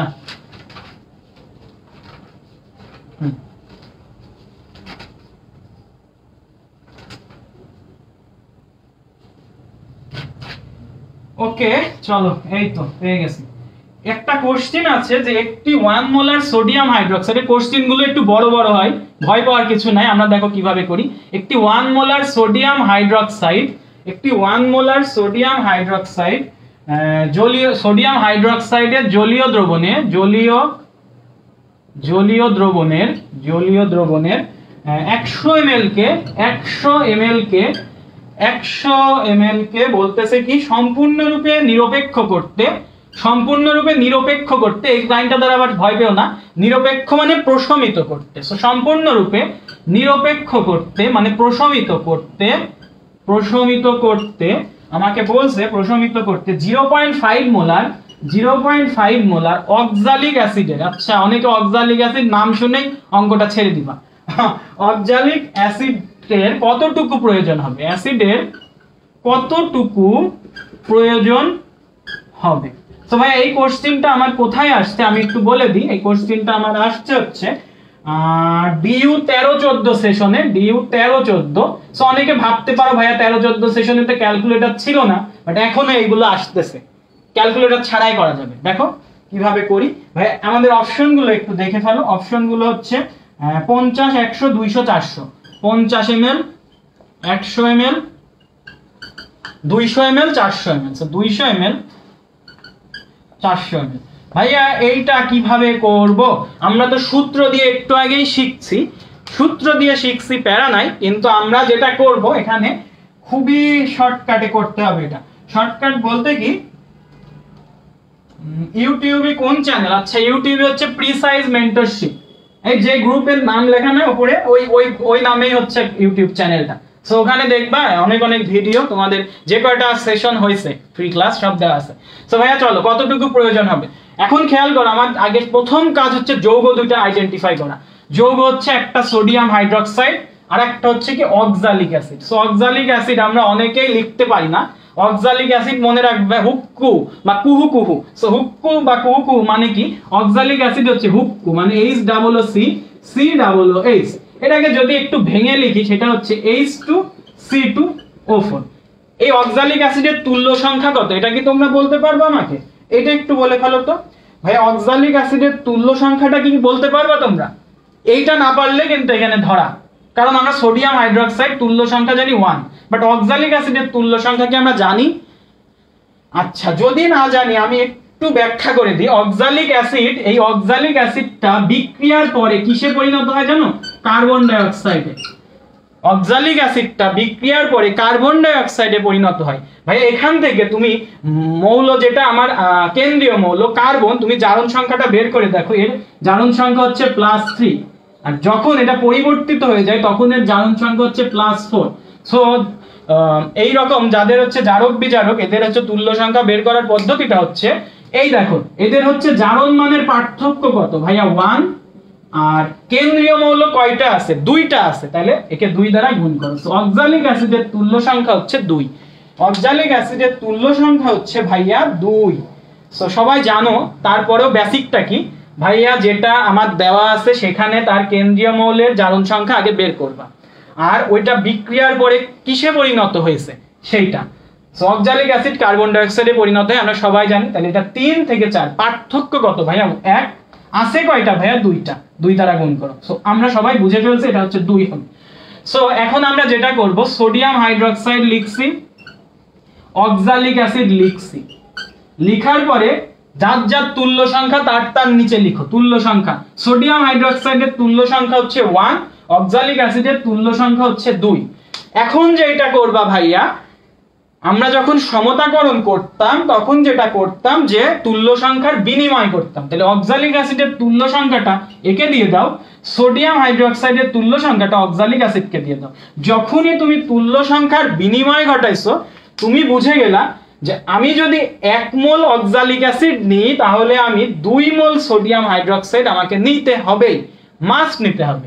সো আমার কার ডেটা দেওয়া আছে ভাইয়া? ডেটা দেওয়া আছে সোডিয়াম হাইড্রোক্সাইডের। সোডিয়াম হাইড্রোক্সাইডের কি দেওয়া আছে? 1 মোলার 100 ml। তাহলে আমি যেটা করতে চাই সেটা হচ্ছে 1 মোলার 100 ml। এই দুইটাকে ভাইয়া চলো আমরা একটু গুণ করে ফেলি।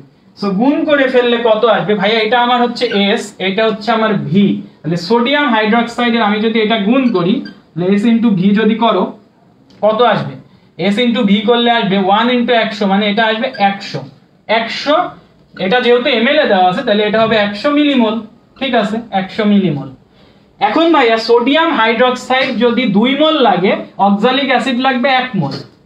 তাহলে এটা যদি 100 মিলিমোল লাগে তাহলে অক্সালিক অ্যাসিড কতটুকু লাগবে আমাকে বলে ফেলো তো তোমরা। অর্ধেক লাগবে, তাহলে অক্সালিক অ্যাসিডের অংশটা হতে হবে 50 মিলিমোল। এখন তুমি আমাকে বলো 50 বানাইতে গেলে এই যে 0.5 এর সাথে কত গুণ করা লাগবে বলে ফেলো। 50 বানাইতে গেলে আমার অলরেডি S দেওয়া আছে, তাহলে V কত হওয়া লাগবে, কত হওয়া লাগবে? কমেন্ট করো, কমেন্ট করো, দ্রুত দ্রুত কমেন্ট করো। আচ্ছা, লাইভ প্রবলেম করলে ভাইয়া একটু বের হয়ে আবার জয়েন করো। আচ্ছা আমি আরেকবার বোঝাই, এটা বুঝো নাই তোমরা। আচ্ছা ঠিক আছে, ওকে ওয়েট করো, আমি আরেকবার বোঝাই। আমরা সূত্রে যাই নাই, আমরা বেসিকে আসছি। আমার দুইটা যৌগ আছে, এবার কিন্তু না বুঝলে কিন্তু আর প্যারা হয়ে যাবে। সোডিয়াম হাইড্রোক্সাইড তারপর অক্সালিক অ্যাসিড। ওকে, এইটুকু আগে লিখো, সোডিয়াম হাইড্রোক্সাইড অক্সালিক অ্যাসিড। এখন ভাইয়া সোডিয়াম হাইড্রোক্সাইডের তুল্য সংখ্যা কত? 1, লিখে ফেলো 1। অক্সালিক অ্যাসিডের তুল্য সংখ্যা কত? 2, লিখে ফেলো 2। এবার কি করবা ভাইয়া, দুইজনের তুল্য সংখ্যা তুমি বিনিময় করে দাও। সো সোডিয়াম হাইড্রোক্সাইডের অক্সালিক অ্যাসিডের তুল্য সংখ্যাটা লিখে দাও, আর সামনে 2, আর অক্সালিক অ্যাসিডের সামনে সোডিয়াম হাইড্রোক্সাইডটা লিখে দাও 1। এতটুকু বুঝছি। তাহলে আমি বুঝতে পারলাম যখনই আমি তুল্য সংখ্যার বিনিময় করে দিই আমি বুঝতে পারি যে অক্সালিক অ্যাসিড যদি আমার 2 মোল লাগে, সোডিয়াম হাইড্রোক্সাইড লাগবে 1 মোল। অক্সালিক অ্যাসিড যদি 1 মোল লাগে, দেখো 1 আছে, সোডিয়াম হাইড্রোক্সাইড লাগবে কত? 2 মোল। এতটুকু বুঝছি না? এইবার চলো এইবার আমরা দেখি। এইবার ভাইয়া সোডিয়াম হাইড্রোক্সাইড যেটা আছে তুল্য সংখ্যা, আমরা কিন্তু তুল্য সংখ্যার কাজ শেষ, আমাদের আর তুল্য সংখ্যার কাজ বিনিময় করে ফেলছি। এবার ভাইয়া দেখো সোডিয়াম হাইড্রোক্সাইডের S আছে কত, আমরা S ইনটু V বের করব, মানে মোল সংখ্যা বের করব। S ইনটু V করো। সোডিয়াম হাইড্রোক্সাইডের ভাইয়া S ইনটু V করলে তুমি কত পাও? S হচ্ছে 1 আর V হচ্ছে 100 ml। সো এটা আমরা পেয়ে গেলাম 100 মিলিমোল।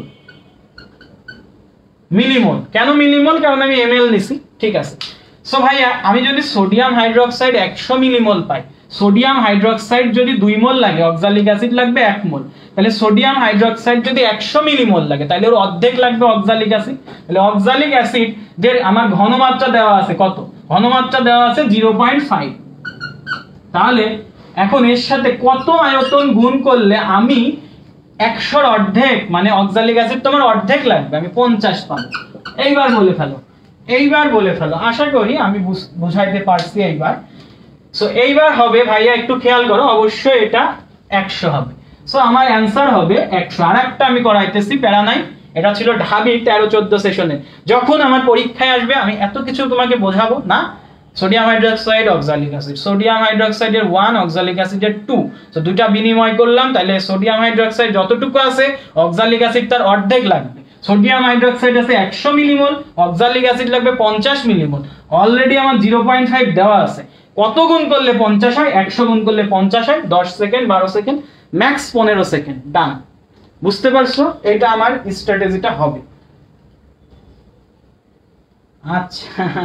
আচ্ছা আমার স্যার আসছে, কি বলছে? আচ্ছা স্যার ধন্যবাদ ক্লাসে থাকার জন্য, প্রত্যেকটা ক্লাসে মোটিভেশন দিয়ে, ইন্সপিরেশন দিয়ে এইভাবে উদ্বুদ্ধ করার জন্য। আশা করি সবাই খুব মজা করতেছো, ক্লাসটা বুঝতে পারতেছো। সো সবাই এই কোশ্চেনটা বুঝছো কিনা? আমি কিন্তু কোনো E1, S1, V1 এসব সূত্র তোমাকে দেখাই নাই। আমি তোমাকে কি করছি, প্রথমে তুল্য সংখ্যার বিনিময় দিয়ে তুল্য সংখ্যার কাজ ফিনিশ। এবার S আর V দিয়ে গুণ করে দেন আমি যদি ভাইয়া অর্ধেক করা লাগে অর্ধেক করব, দ্বিগুণ করলে দ্বিগুণ করব, করার পরে কত দ্বারা গুণ করা লাগতেছে, এই যে কত দ্বারা গুণ করা লাগতেছে এইটাই আমার অ্যানসার। সো এইগুলো ভাইয়া, এগুলো হচ্ছে এমসিকিউ ট্রিক্স। আর যদি ভাইয়া রিটেনে আসে, সো তুমি একদম বেসিক নিয়মে করবা। রিটেনে আসলে লিখবা E1, S1, V1 = E2, S2, V2। সবগুলোর মান জানো বসায় ফেলো, সবগুলোর মান জানো বসিয়ে ফেলে ম্যাথ করে ফেলো। এই সো ভাইয়া আমাদের নেক্সট কোশ্চেনে আমরা চলে যাই। আমরা টাইট্রেশন থেকে আরেকটা ম্যাথ করব, কারণ এটা বেশ ইম্পর্টেন্ট একটা টপিক। এবার আমি তোমাকে বলবো, তোমাকে আমি কোশ্চেনটা দিব, তুমি দেখি কে সবার আগে দিতে পারো। পরের কোশ্চেনটা হচ্ছে আমাদের পরের কোশ্চেনটা অক্সালিক অ্যাসিড দিয়ে তো একটা দিলাম। আচ্ছা, অক্সালিক অ্যাসিড দিয়ে বেশি আসছে দেখতেছি। ও বাবা, অক্সালিক অ্যাসিড ভরা, বুঝছো? আচ্ছা, সালফিউরিক অ্যাসিড আর একটা সোডিয়াম কার্বনেট আছে। ভাই এটা দিয়ে লাভ নাই, কারণ সালফিউরিক অ্যাসিডের তুল্য সংখ্যা 2, সোডিয়াম কার্বনেটেরও তুল্য সংখ্যা 2। এটা নিয়ে তোমাদের আমি পেঁচাইতে পারবো না, তো এটা আমি দিব না। আমি আরেকটা দিতেছি। হ্যাঁ, আরেকটা দিই। সেটা হচ্ছে এই যে এই কোশ্চেনটা দেখো তো তোমরা পারো কিনা। এই কোশ্চেনটা 10 ml, এইটা একটু দেখো ভাই। এটা আমার ঢাবিতেই মনে হয়, ঢাবি 2-3 সালে আসছে, 2-3, তাহলে অনেক আগে আসছে। অনেক আগের যেগুলো ওগুলো কিন্তু রিপিট হয়, রিসেন্ট ইয়ারে। সো ভাই 10 ml 0.2 মোলার পটাশিয়াম পারম্যাঙ্গানেটের জলীয়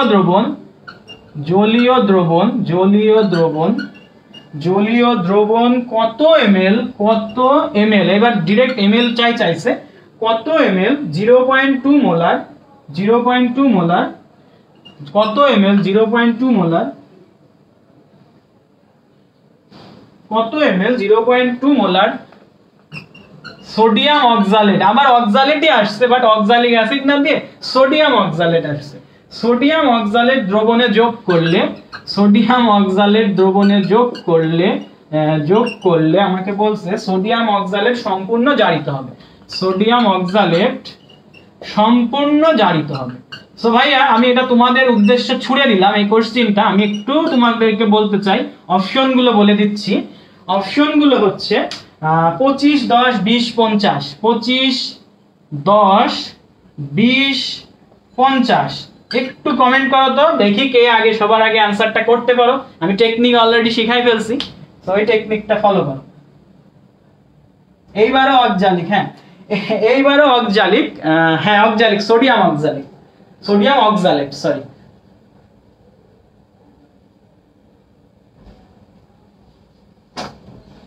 এটা একটু তোমাদের উদ্দেশ্যে ছুড়ে দিছি, তোমরা একটু প্র্যাকটিস করো।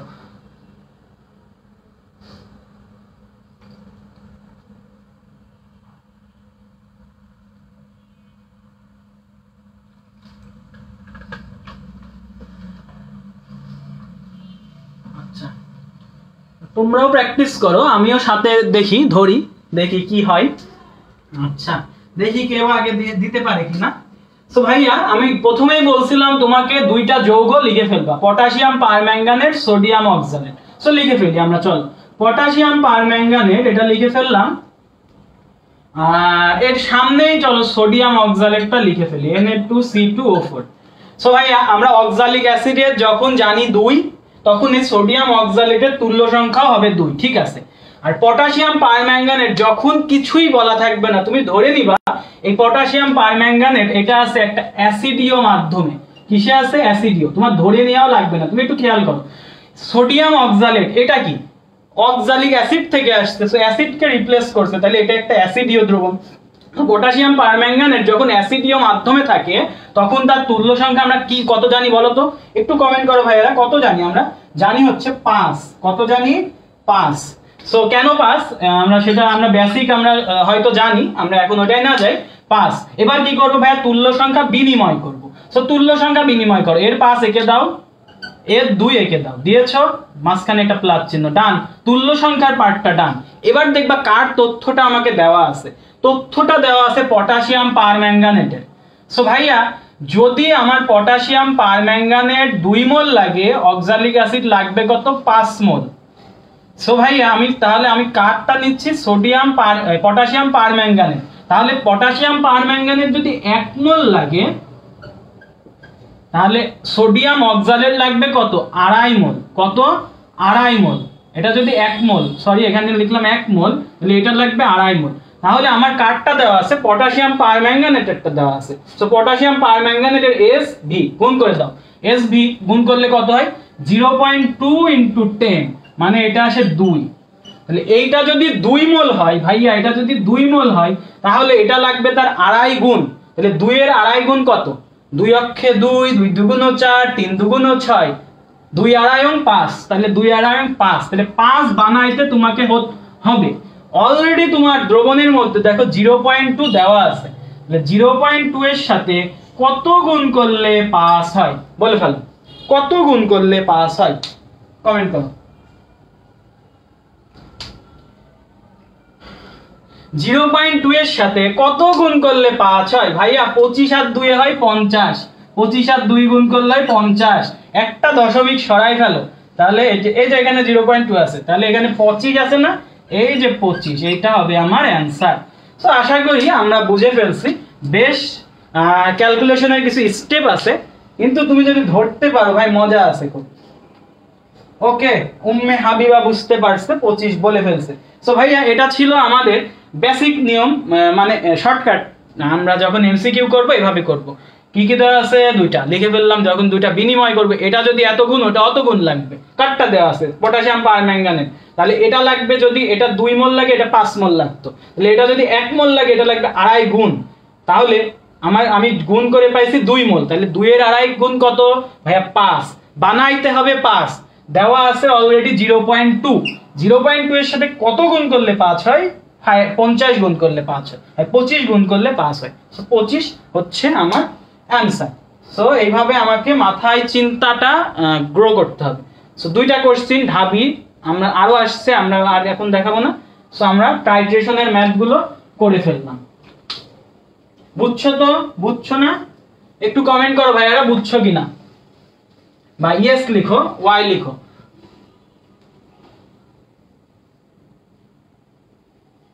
ওকে, হ্যাঁ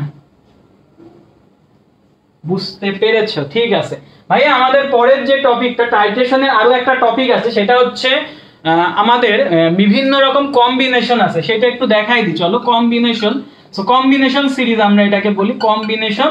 দেন আমরা এখানে পিএইচটা বলতে পারি, এখানে আমরা নির্দেশকটা বলে ফেলতে পারি। সো কম্বিনেশনের মধ্যে ভাইয়া আমাদের এরকম হতে পারে, কম্বিনেশন একটা হতে পারে তীব্র অ্যাসিড, তীব্র অ্যাসিড দুর্বল ক্ষার, আর একটা হইতে পারে তীব্র অ্যাসিড দুর্বল ক্ষার, আর একটা কি হতে পারে? তীব্র, এবারে উল্টাই ফেলি, দুর্বল অ্যাসিড তীব্র ক্ষার, দুর্বল অ্যাসিড তীব্র ক্ষার। এবার দুইটাই দুর্বল দিয়ে দিই, দুর্বল, আচ্ছা দুইটাই আগে তীব্র দিই, তীব্র অ্যাসিড তীব্র বেস, তীব্র অ্যাসিড আমরা আর এই যে এইভাবে দিয়ে দিলাম। এবার দুর্বল অ্যাসিড দুর্বল বেস, দুর্বল অ্যাসিড দুর্বল ক্ষার। তো ভাইয়া এই 4 ধরনের কম্বিনেশন আমার হইতে পারে, এই 4 ধরনের কম্বিনেশন আমার হতে পারে।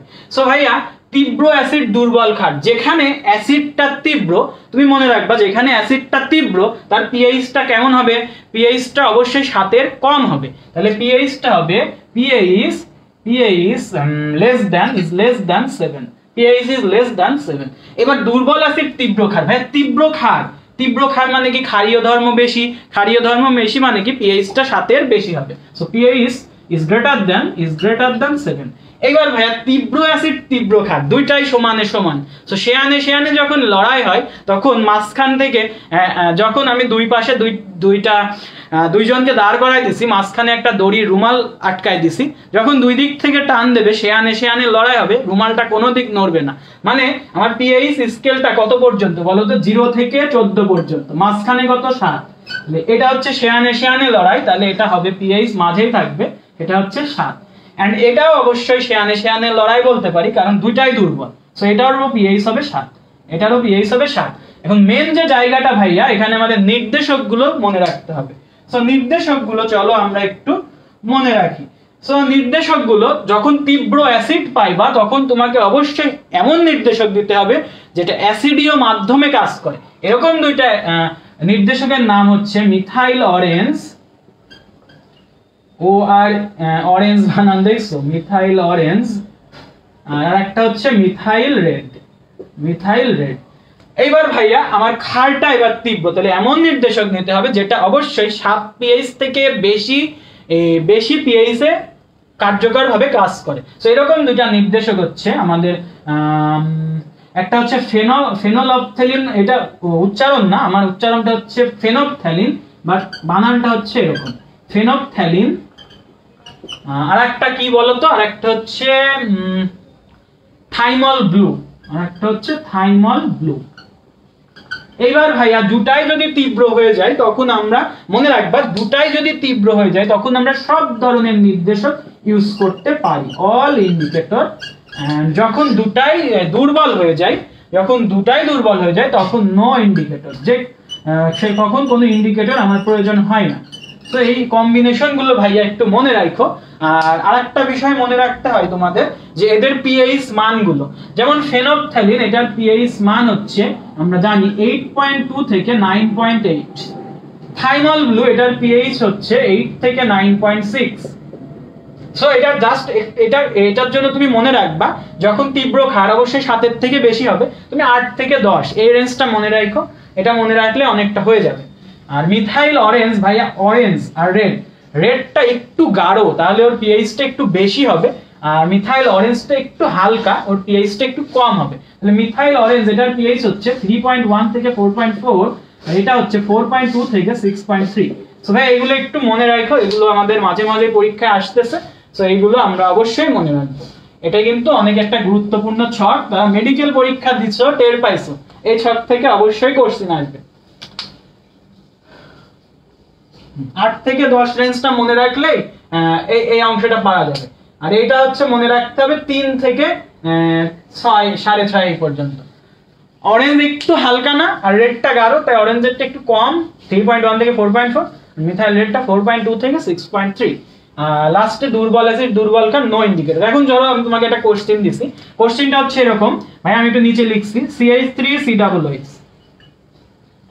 Plus ammonium hydroxide. বললাম এখানে কোন নির্দেশকটা ইউজ হবে, ভাই একটু খেয়াল করো, এটা একটা আমার দুর্বল অ্যাসিড, এটা আমার একটা দুর্বল ক্ষার। সো দুর্বল অ্যাসিড, দুর্বল ক্ষার, তাহলে এই জায়গায় কোনো রকম ইন্ডিকেটর তোমার ইউজ হবে না, নো ইন্ডিকেটর। এবার আমি তোমাকে একটা কোশ্চেন দিলাম, এটা লিখে ফেলো, এটা একদম এক্সাম্পল 1। এবার আমি তোমাকে এটা মুছে দিই, এটা মুছে ফেললে মাঝখানে একটা মুছে ফেললাম, এখানে একটা কোশ্চেন দিচ্ছি, যে আমি তোমাকে দিলাম কস্টিক সোডা প্লাস আমি তোমাকে দিলাম অ্যাসিটিক অ্যাসিড। একটু কমেন্ট করো ভাইয়ারা, কোন ইন্ডিকেটর এখানে আমি ব্যবহার করব, দ্রুত কমেন্ট করো কোন ইন্ডিকেটর। এটা কিন্তু একটা ভার্সিটির, এটা প্রায় ভার্সিটিতে আসে এই কোশ্চেনটা, খুব ইম্পর্টেন্ট একটা কোশ্চেন। কোন ইন্ডিকেটরটা আমি ইউজ করব এখানে, বলো, কমেন্ট করো। সেকেন্ডটা নো ইন্ডিকেটর। আচ্ছা নো ইন্ডিকেটর আগেরটা ছিল, এইটা বলো, কস্টিক সোডা এবং অ্যাসিটিক অ্যাসিড, কোন ইন্ডিকেটরটা আমি ইউজ করব ভাইয়া একটু কমেন্টে জানতে চাই। কস্টিক সোডা হচ্ছে সোডিয়াম হাইড্রোক্সাইড, আর অ্যাসিটিক অ্যাসিড হচ্ছে CH3COOH।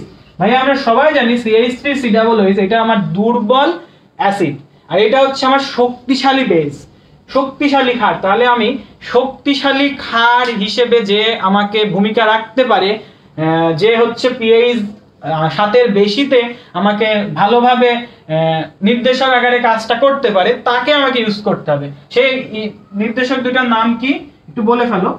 থাইমল ব্লু, ওকে, ফেনপথ্যালিন, ঠিক আছে। তাহলে আমরা এখানে যেটা ইউজ করব ফেনপথ্যালিন, আর একটা হচ্ছে থাইমল ব্লু। আরো কিছু আছে যেমন লিটমাস, নীল লিটমাস, লাল লিটমাস, এরকম আছে, ওগুলো একটা বই থেকে দেখে নিবা। সো ভাই এতটুকু পড়লেই মোটামুটি এনাফ। আমাদের কম্বিনেশন গুলো জানতে হবে, কোনটা দুর্বল অ্যাসিড, কোনটা দুর্বল ক্ষার, কোনটা শক্তিশালী অ্যাসিড, কোনটা শক্তিশালী বেস, এইগুলো আমাকে অবশ্যই মুখস্থ রাখতে হবে। সো আমাদের টাইট্রেশন পার্টটা পুরোপুরি ডান হলো, আমরা কিন্তু কোশ্চেনও সলভ করতেছি, বেসিকও ক্লিয়ার করতেছি, যাতে তোমাদের আর এইটা নিয়ে ফার্দার কোনো জায়গায় দৌড়ানো না লাগে। বুঝতে পারছো?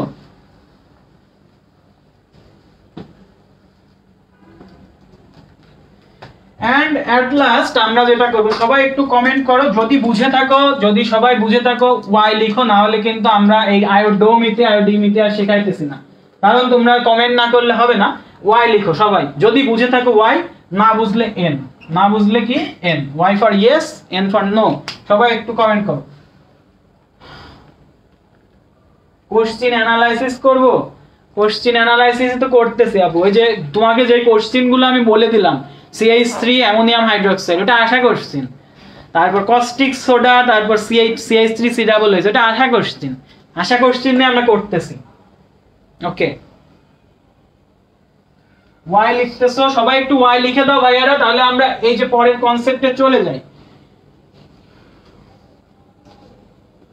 পরের কনসেপ্ট আমরা আয়োডোমিতি আয়োডিমিতিটা চলে যায়। চলো আয়োডোমিতি আয়োডিমিতি। সো প্রথমটা হচ্ছে আয়োডোমিতিতে আমরা যদি চলে যাই, আয়োডোমিতি।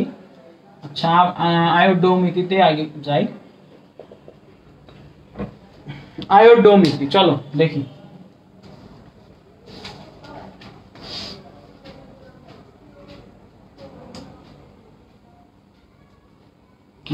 দেখো আয়োডোমিতি, আমরা যখন আয়োডোমিতি পড়তে চাই আমাদের এই বিষয় দুইটা খুবই ভোগায়, তাই না? এই দুইটা বিষয় ইন্ডিকেটরের বড় ছক বলতে আমি বুঝলাম না, এটাই তো ছক ভাইয়া, এই ছকটাই আমি তোমাদেরকে সব জায়গায় বলি, প্রিফার করি এটাই পড়বা। বড় ছক বলতে অনেকগুলো ছিল, আমরা জাস্ট 4-5টা ইন্ডিকেটর শর্ট আউট করছি ওখান থেকে, তাই তো? এটাই এই বড় ছক বলতে এটাই, জাস্ট অনেক বড় করে 10-12টা দেওয়া ছিল এটা। সো আমরা এখন আমাদের পরের টপিকে আসি, সেটা হচ্ছে আয়োডোমিতি। ভাইয়া আয়োডোমিতিতে আমাদের অনেকেরই প্রবলেম হয়, সো আমরা যাতে পরের দিন থেকে আর প্রবলেমে না পড়ি এই ক্লাসটা, এটা শর্ট সিলেবাসে নাই, করাইবো না তাহলে? আচ্ছা, শর্ট সিলেবাসে না থাকলে এটা বাদ দিই। যদিও আমাদের শর্ট সিলেবাস ফুল সিলেবাস এতটা ম্যাটার করে না, সো শর্ট সিলেবাসে যেহেতু নাই বাদ দাও, প্যারা নাই, বাদ দিয়ে দিলাম। আমরা এই যে এই টপিকটা চলো করে ফেলি, সমীকরণ থেকে ভর ও আয়তন গণনা, এটা করি। সো এটা একটু লিখে ফেলো। সমীকরণ থেকে আমরা যেটা করব, কোনো কিছুর পরিমাণ বের করব, আয়তন বের করব, গণনা করব বিভিন্ন জিনিসগুলো। চলো এটা ডান করি। হ্যাঁ, শর্ট সিলেবাসে না থাকলে ভাই পড়ার দরকার নাই, মতলব বোঝা যায় না। আচ্ছা, মতলব বোঝা যায় না, আমরা করব, আমরা তাহলে যেটা আগে আসে এটা আগে করি। আয়োডোমিতি আয়োডিমিতি নিয়ে আমার ভাইয়া অনেক বড় লেকচার আছে, আমি ওটা দরকার হলে তোমাদেরকে প্রোভাইড করতেছি। আগে আমরা এটা করি, যেহেতু এটা আমাদের আছে, তারপর ওটাও সময় থাকলে দেখাই দিচ্ছি, প্যারা নাই। সো ভাই আমরা এটা একটা ম্যাথ করি। চলো আমরা এইটার ক্ষেত্রে, এটা তোমাকে কোনো সমীকরণ দেওয়া থাকবে না, বুঝছো? এটা মানে কি, সমীকরণ দেওয়া থাকবে না, অথবা দেওয়া থাকবে, তোমাকে ওইখান থেকে পরিমাণ, আয়তন অথবা গণনা বের করতে হবে। অর্থাৎ তোমাকে ওখান থেকে পরিমাণ চাইতে পারে, ভর চাইতে পারে, ওটার আয়তন চাইতে পারে। যেমন একটা কোশ্চেন যদি আমি দিই যে কক্ষ তাপমাত্রায়, এটার উচ্চারণ এরকম হয়, কক্ষ তাপমাত্রায় আমাকে বললো, ধরো কক্ষ তাপমাত্রায় 1 গ্রাম খড়িমাটি থেকে কত আয়তন কার্বন ডাই অক্সাইড গ্যাস পাওয়া যাবে। প্রথম অপশন হচ্ছে 2.24 লিটার, দ্বিতীয় অপশন হচ্ছে 0.224 লিটার, তৃতীয় অপশন হচ্ছে 2.478 litre, and D number option হচ্ছে 0.2478 লিটার। দেখো তো তোমরা একটু পারো কিনা এই কোশ্চেনটা তোমরা কি পারবা? আচ্ছা,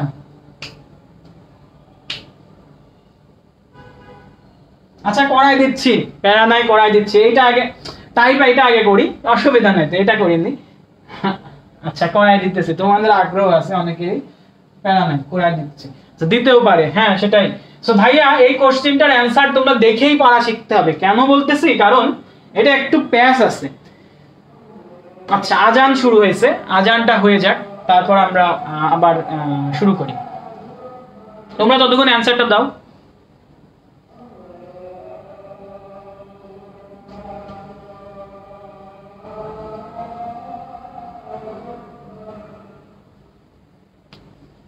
ভাই অ্যানসারটা করো।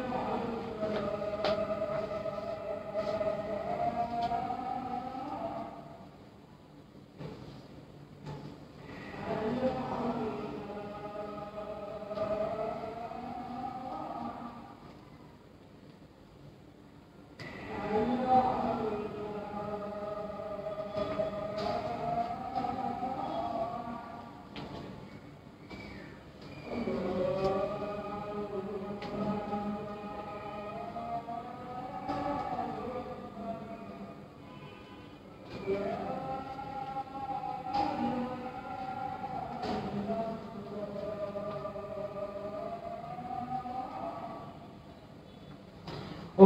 সো আমাদের পরের যে জায়গাটা আমরা এই কোশ্চেনটা দিয়ে তোমাদের কাছে অ্যানসার চাইছি, অনেকে সি বলতেছো, অনেকে ডি বলতেছো। সো দেখা যাক কি হয়। সো ভাইয়া যখনই তোমাকে এই জায়গায় কক্ষ তাপমাত্রায় বলে ফেলছে, তখন তুমি আর এটাকে এসটিপি তে চিন্তা করতে পারবা না। কারণ যখন আমরা এসটিপি তে চিন্তা করি তখন আমাদের যে তাপমাত্রাটা থাকে এটা হচ্ছে 0 ডিগ্রি সেন্টিগ্রেড, মানে 273 কেলভিন। আর যখন কক্ষ তাপমাত্রা বলে সেটা হচ্ছে 25 ডিগ্রি সেন্টিগ্রেড, মানে 298 কেলভিন। সো যখন কক্ষ তাপমাত্রা বলবে তখন তুমি সেটাকে এসটিপি তে চিন্তা করতে পারবা না, সেটা হয়ে যাবে এসএটিপি। তাহলে তোমাকে এখন এসএটিপি মাধ্যমে হিসাবটা করতে হবে। এটা ডিইউ 8-9 সেশনের একটা কোশ্চেন, ডিইউ 8-9 সেশনের একটা কোশ্চেন। আমরা এই কোশ্চেনটা দেখলাম সবাই। এখন 1 গ্রাম খড়ি মাটি, আরেকটা প্যাচ যে খড়ি মাটি চিনতে হবে। ভাই খড়ি মাটি হচ্ছে ক্যালসিয়াম কার্বনেট, খড়ি মাটি হচ্ছে ক্যালসিয়াম কার্বনেট থেকে তোমাকে কার্বন ডাই অক্সাইড পাইতে হবে। তো ক্যালসিয়াম কার্বনেটকে তুমি যখন তাপ দাও তুমি কি পাও? Calcium oxide plus carbon dioxide, calcium oxide plus carbon dioxide. এখন কোশ্চেন হচ্ছে ভাই ক্যালসিয়াম কার্বনেটের এখানে ভর কত? 100 গ্রাম। সো 100 গ্রাম থেকে তুমি পাইতেছো, তুমি মনে হতে পারে 22.4 লিটার, সেটা ভাই এসটিপি তে, আমি বলছি এসএটিপি তে, কারণ কক্ষ তাপমাত্রা আছে। সো এসএটিপি তে 1 মোল গ্যাসের আয়তন, এটাতে 1 মোল পাইছো, 1 মোল গ্যাসের আয়তন 24.789 লিটার, 24.78। তাহলে আমি 100 গ্রাম থেকে কার্বন ডাই অক্সাইড পাইতেছি 24.78 লিটার। তাহলে আমি 1 গ্রাম থেকে কতটুকু পাবো? 1 গ্রাম মানে 100 দিয়ে ভাগ করো ভাই, 100 দিয়ে ভাগ করা মানে 0.2 ঘর সরে আসা, তো 0.2478 লিটার, 0.2478 লিটার। আমার সঠিক উত্তর হচ্ছে ডি। বাট অনেকে যেটা করবা বি দাগাবা, অনেকে এ দাগাবা, অনেকে সি দাগাবা। প্যাচটা হচ্ছে কক্ষ তাপমাত্রায়, আর প্যাচটা হচ্ছে খড়ি মাটি। খড়ি মাটি মানে ক্যালসিয়াম কার্বনেট, চক মানে ক্যালসিয়াম কার্বনেট। সো এগুলো একটু মনে রাখতে হবে। আর চুন মানে এই যে ক্যালসিয়াম অক্সাইড, এগুলো কিন্তু পরীক্ষায় প্যাচ দিবে। আবার বলে সি, সি তো না ভাইয়া, এটা হচ্ছে ডি। কারণ কি ভাই, এখানে 100 গ্রাম থেকে এতটুকু পাইছো, তাহলে 1 গ্রাম মানে কি 100 দিয়ে ভাগ করে দাও, তাহলে 1 গ্রাম থেকে কতটুকু পাবে? এইটা বাই 100, 100 মানে কি দুইটা শূন্য, দশমিক সরাই নিয়ে আসো, তাহলে এখানে চলে আসবে 0.2478 লিটার। ওকে, আবার ভাই 2.47 এটা আবার বলে। আচ্ছা প্যারা নাই ভাইয়া, সরাই ফেলো একটু, 0.2 ঘর সরালে এখানে আসে না, এখানে আসে, 2 ঘর সরাই নিয়ে আসো। সো ভাই 1 নম্বরটা আমাদের ডান, চলো 2 নম্বরটা করে ফেলি। 2 নম্বর কোশ্চেনটা আমরা এইরকম রাখছি তোমার জন্য, দেখি 2 নম্বরটা কে ক্যালকুলেটর ছাড়া সুন্দরভাবে করতে পারে। বেশ প্যাচ আছে কোশ্চেনটা, সেটা হচ্ছে 11.4 গ্রাম অকটেনকে, অকটেন এটা আমার বানানো কোশ্চেন, এটা ঢাবিতে আসছিল হচ্ছে প্রোপেন দিয়ে, আমি বানাইছি অকটেন দিয়ে। সো দেখো অকটেনকে সম্পূর্ণরূপে জারিত করতে, সম্পূর্ণরূপে জারিত করতে কত মোল অক্সিজেন প্রয়োজন? কত মোল অক্সিজেন প্রয়োজন? ভাইয়া এ নম্বর হচ্ছে 2.5, বি নম্বর হচ্ছে 12.5, আচ্ছা 5, সি নাম্বার হচ্ছে 25 মোল, 25, ডি নাম্বার হচ্ছে 1.25 মোল। এইটা দেখো তো তোমরা পারো কিনা। এটা কিন্তু ঢাবিতে আসছে 17-18 সেশনে, জাস্ট প্রোপেন দিয়ে আসছিল, আমি এখানে জাস্ট অকটেন দিছি, এখানে মনে হয় 2.2 গ্রাম ছিল, আমি এখানে 11.4 গ্রাম দিছি। তো ভাইয়া কোশ্চেন এভাবেই আপডেট হয়।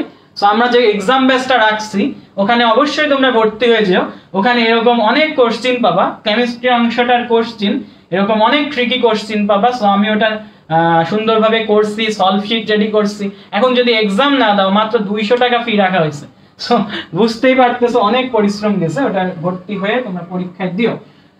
আচ্ছা বুঝান, এখন বুঝছি এখন, ওকে বুঝতে পারছো ভাইয়া। এখন যেটা করবা এইটা দেখো, এইটা পারো কিনা দেখছো, এই একটা কোশ্চেন দিছি, সবাই পারো কিনা বলছে, চলে যাচ্ছ। তো কিভাবে কি, আমি এটা আর পড়াবো না, সবাই দেখছো চলে যাইতেছে। এটা পরে যদি কখনো টাইম হয় পড়াবো, এখন পড়াবো না, কারণ তোমরা নাই, তোমরা সব চলে যাইতেছো।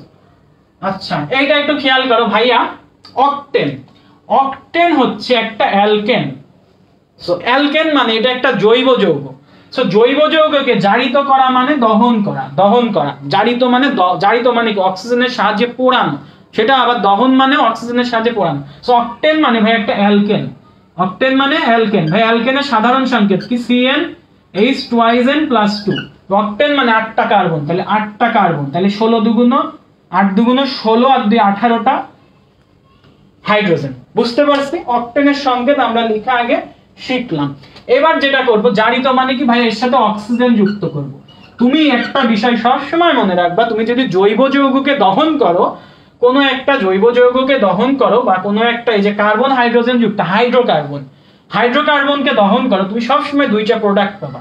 একটা হচ্ছে কার্বন ডাইঅক্সাইড, একটা হচ্ছে কার্বন ডাইঅক্সাইড, আর একটা হচ্ছে পানি, আর একটা কি? পানি। সো ভাই এখন মেন কাজটা আমাকে সমতাকরণ করতে হবে, না হলে এই ম্যাথটা আমি পারবো না। সো সমতাকরণ যখন করতে যাবো, দেখো ভাই এখানে কার্বন আছে কয়টা? 8টা।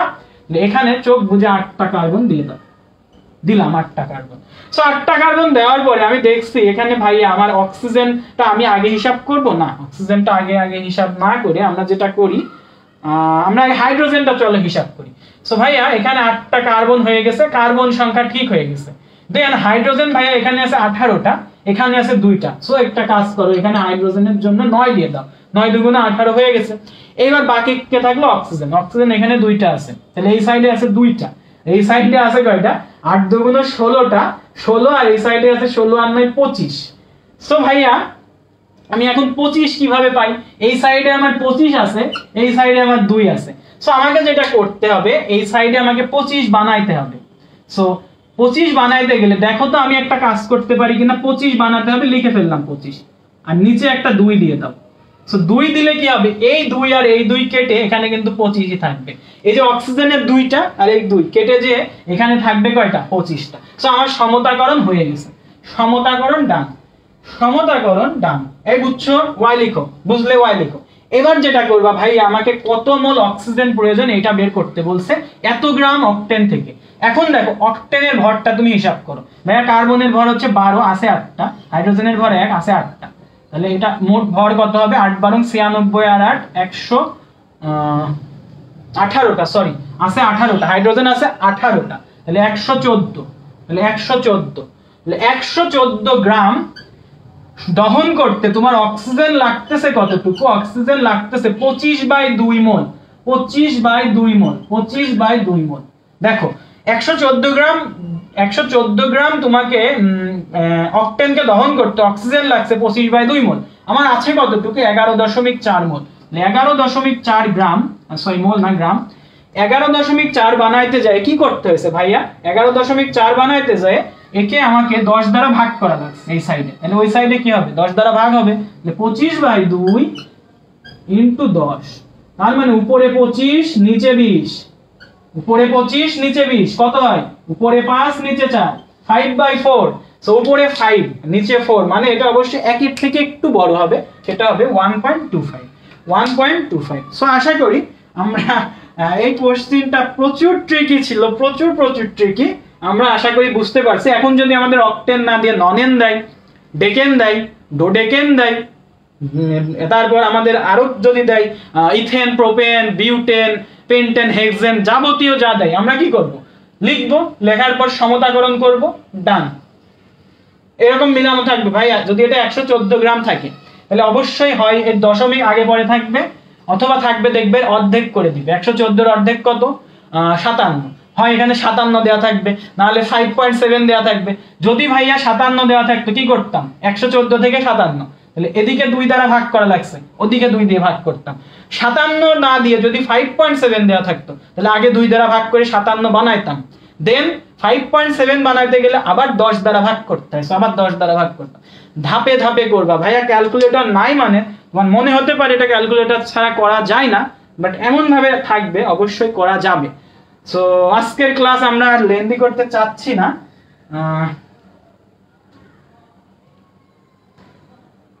ওকে উম্মে হাবিবা, এটা প্রবলেম ছিল, এটা এই জন্য আমি কিন্তু ওটা ডিরেক্ট দিই নাই, আর একটা বানাইছি, এটা পুরো আমি বানাইছি আমার ব্যাচে পরীক্ষা নেওয়ার জন্য। আর ওই যে প্রিসাইজ মেন্টরশিপের যে এক্সাম ব্যাচ আছে ওখানেও পরীক্ষা নেওয়ার জন্য আমরা এরকম কোশ্চেন গুলো বানাই, এই জন্য এত কমন পড়ে, বুঝছো? আমাদের টাইপ সব ই করা আছে, আমরা জাস্ট কোশ্চেন এভাবে শাফল করি, চেঞ্জ করে করে বানাই ফেলি। সো এইভাবে তোমরা যদি প্র্যাকটিস করো তোমাদের আর কোনো প্রবলেম থাকবে না। আয়োডোমিতি আশা করি তোমাদের ওই যে এই সিলেবাসে নেই বলে আমরা লেন্দি করব না ক্লাসটা, এই পর্যন্তই থাকি। হ্যাঁ, নিউ কিছু শিখছো, শুক্রিয়া, তোমরা অনেক কিছু বলতেছো। সো ক্লাসটা ওভারঅল কেমন লাগছে? ও তো বলেই ফেললো নিউ কিছু শিখছি, সো ভালো লাগছে, তাহলে বাকিরা একটু বলে ফেলো। আমরা তাহলে আজকের মতো ক্লাসটা শেষ করতেছি, নেক্সট ক্লাসে অবশ্যই দেখা হবে তোমাদের সাথে। সে পর্যন্ত সবাই ভালো থাকো, আর একটু জানাই ফেলো যে ক্লাসটা কেমন লাগতেছে। বেশ, হ্যাঁ এক্সাম ব্যাচে প্রত্যেকটা কোশ্চেনের সলভ শিট দেওয়া থাকবে, এবং আরো কিছু ফিচার তোমাকে বলি এক্সাম ব্যাচে। ভাইয়া প্রথমে এক্সাম ব্যাচে ওয়েবসাইট ভিত্তিক এক্সামটা হবে, দেন ওয়েবসাইটে কিছু তোমাকে ওয়েবসাইটে নির্দিষ্ট ডেটে এক্সামগুলোর কোশ্চেন তোমাকে আপলোড দেওয়া হবে। তুমি প্রথমে এক্সাম দিলা, ধরো তোমার এক্সাম মার্কটা ভালো আসে না, ধরো 100 মার্কের এক্সামে তুমি পাইছো ধরো 48, ধরো। সো এর বিভিন্ন ক্যাটাগরি থাকবে, যে তুমি 48 পেলে তুমি কেমন মার্ক, এই মার্কটাই তোমার প্রিপারেশন কেমন সেটা বলা থাকবে, তোমাকে আরো উন্নতি করতে হবে সেটা বলা থাকবে। সো এটাতে একবার এক্সাম দিয়ে তুমি শেষ সেটা না, তুমি যে 48 পাইছো এই ডাটাটা তোমার ওয়েবসাইটে তোমার তো একটা অ্যাকাউন্ট আছে, সেই অ্যাকাউন্টের মধ্যে এই ডেটাটা সেভ আকারে থাকবে। দেন যেটা হবে, তুমি পরের বার যখন এক্সাম দিবা তুমি কতটুকু ইমপ্রুভ করলা, এই এক্সাম কিন্তু তুমি 3-4 বার 5 বার যতবার ইচ্ছা দিতে পারবা। সো 48 পেলাম, পাওয়ার পরে ভাইয়া সলভ শিট তো দেওয়া হবে তোমাকে আলাদা করে। সো সলভ শিট দেখলা, দেখে সুন্দরভাবে আবার সবকিছু ঠিকঠাক করে এসে আরেকবার এক্সাম দিলে, দেওয়ার পরে এই 48 কিন্তু 98 হতে আর দেরি লাগবে না। এই 48 যদি ভাইয়া 98 হয়ে যায়, আর এই কোশ্চেন গুলো ঢাবি স্ট্যান্ডার্ড সহ রাবি চবি সাস্টের ছোটখাটো দুই একটা আছে, সাস্টের বেশি নাই কারণ এটা ভার্সিটি স্ট্যান্ডার্ড রাখছি আমরা, তারপর কৃষি স্ট্যান্ডার্ড আছে, সো মূলত ঢাবি স্ট্যান্ডার্ড। সো এইগুলো যখন তুমি এরকম প্রিপারেশন হবে তোমার, তুমি যদি 98 একবার পাও ভাই, কনফিডেন্সটা যে লেভেলে যাবে, 98 না পাওয়া লাগবে না, তোমার 80-র উপরে জাস্ট তুলো, যে লেভেলে ভাই কনফিডেন্সটা যাবে তুমি বুঝতে পারবা না, মানে পরীক্ষার হলে যে টের পাবা। সো আমাদের প্রিপারেশন এটা ওয়েবসাইট বেসড প্রথম কথা, দেন হচ্ছে অনেকবার এক্সাম দেওয়ার ফিচার থাকবে, সলভ শিট দেওয়া থাকবে, সবগুলো সলভ দেওয়া থাকবে, সুন্দরভাবে প্রিপারেশন তোমরা নিতে পারবা। আর যেহেতু টাইপ বেসড তোমরা প্রিপারেশন নিতেছো, সো তোমাদের জন্য খুবই যে র্যান্ডম এক্সামটা, আমরা বলি না র্যান্ডম এক্সাম দিতে হবে, এটা তোমরা র্যান্ডম এক্সাম পর্যায়ে ফেলতে পারো, এটাকেই তোমরা আবার থ্রেশহোল্ড পর্যায়ে নিতে পারো। যেমন আমরা ওই যে পরীক্ষার আগে থ্রেশহোল্ড এক্সাম বলি, মানে প্রেসারের মধ্যে এক্সাম। সো এত কোশ্চিন তোমাকে কে তৈরি করে দিবে? এখানে অনেক কোশ্চিন আছে ওয়েবসাইটে, যাও যখন মনে হচ্ছে পড়া আমার প্রিপারেশন এনাফ, এক্সাম দাও, সুন্দরভাবে প্রিপারেশন নিয়ে চলে আসো। এক্সামের ব্যাচের ফি কত ভাইয়া? 200 টাকা। 200 টাকায় এই এত সুযোগ পাইতেছো, সলভ শিটও দেওয়া হবে তোমাদের। সো এই ছিল আমাদের ওভারঅল এক্সাম ব্যাচের যে বিষয়টা, পুরোটা বলে দিলাম। যেও কভার হবে ভাইয়া, এটা আমরা সব ভার্সিটিকে কম্বাইন্ড করে এক্সাম ব্যাচটা ছাড়ছি, তো সবগুলোই কভার হবে, সুন্দরভাবে তোমরা এক্সামটা দাও, প্যারা নাই। এক্সাম কি চ্যাপ্টার শেষ করে নিবেন ভাইয়া? আমাদের এক্সামটা থাকবে এইরকম, এইটার সাথে এক্সামের সম্পর্ক নাই তো, এটা আমাদের হচ্ছে ভার্সিটি এক্সাম ব্যাচ, এটা বুঝছো, ভার্সিটি এক্সাম ব্যাচ। এক্সামটা হবে হচ্ছে আমাদের সাবজেক্ট ফাইনাল, যেটা বলো সাবজেক্ট ফাইনাল। আচ্ছা, প্রথমে হবে হচ্ছে paper final. Paper final, so paper final ধরো আমি কেমিস্ট্রি নিয়ে, আমি যেহেতু কেমিস্ট্রি কোশ্চেনটা করছি, কেমিস্ট্রি নিয়ে আমি বলি যে কেমিস্ট্রি ফার্স্ট পেপার থেকে 100 মার্কের একটা কোশ্চেন দেওয়া হয়েছে, কেমিস্ট্রি সেকেন্ড পেপার থেকে 100 মার্কের একটা কোশ্চেন দেওয়া হয়েছে। তাহলে ফার্স্ট পেপার সেকেন্ড পেপার ডান, পেপার ফাইনাল ডান। এবার তোমাকে যেটা নেওয়া হবে সেটা হচ্ছে সাবজেক্ট ফাইনাল। সাবজেক্ট ফাইনাল মানে কি ভাইয়া? কেমিস্ট্রি ফার্স্ট এন্ড সেকেন্ড দুই পেপার মিলায়ে একটা 100 মার্কের কোশ্চেন দেওয়া হলো। ভাই কত মার্কের পরীক্ষা হয়ে গেল? 300 মার্কের পরীক্ষা হয়ে গেছে। এইবার যেটা হবে, এইবার হবে ডিইউ স্ট্যান্ডার্ড, যেটা মার্কটা ওরা ই করে, so DU standard final model test. এইবার হবে ফাইনাল মডেল টেস্ট। ভাই ফাইনাল মডেল টেস্টে এই যে কেমিস্ট্রি আলাদা আলাদা ভাবে দিলে একইভাবে ফিজিক্সের 3টা হবে এক্সাম, একইভাবে বায়োলজির 3টা হবে, একইভাবে ম্যাথের 3টা হবে। সো এক্সাম কয়টা হলো? 3টা, 6টা, 9টা, 12টা এক্সাম ডান।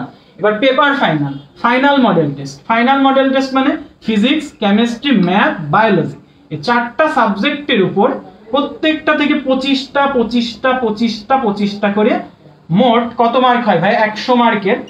এরকম 100 মার্কের এরকম 3টা মডেল টেস্ট নেওয়া হবে। সো ভাইয়া 12টা, এখানে কয়টা হয়েছিল? 12টা, আর এখানে 3টা, কয়টা এক্সাম হলো? 15টা এক্সাম তোমাকে নেওয়া হবে। সলভ শিট দেওয়া হবে। এক্সামের ফি হচ্ছে মাত্র 200 টাকা। আবার এর মধ্যেও ডিসকাউন্ট আছে, এর মধ্যেও বিভিন্ন প্রোমো কোড আছে, সেই ডিসকাউন্ট অফার আছে। সো আলটিমেটলি দাঁড়াচ্ছে 150 টাকা মনে হয় এটা হিসাব করলে। সো এক্সাম হবে এরকম। যারা বাংলা দেখাবে ভাই, বাংলার আমরা অপশন রাখি নাই, বাংলার অপশন আমরা মনে হয় ওয়েবসাইটে দিই নাই। আমরা ফিজিক্স, কেমিস্ট্রি, ম্যাথ, বায়োলজি এই 4টার উপর রাখছি। যারা বাংলা দেখাবে আলাদাভাবে আমাদের গাইডলাইন সেশন আছে, গাইডলাইন 0 to 1 আছে, ওখানে তোমরা বুঝতে পারবে। ওখানে যখন এনরোল করবে ওখানে কিভাবে কি পড়তে হবে বলে দেওয়া হবে। সো এইটাই।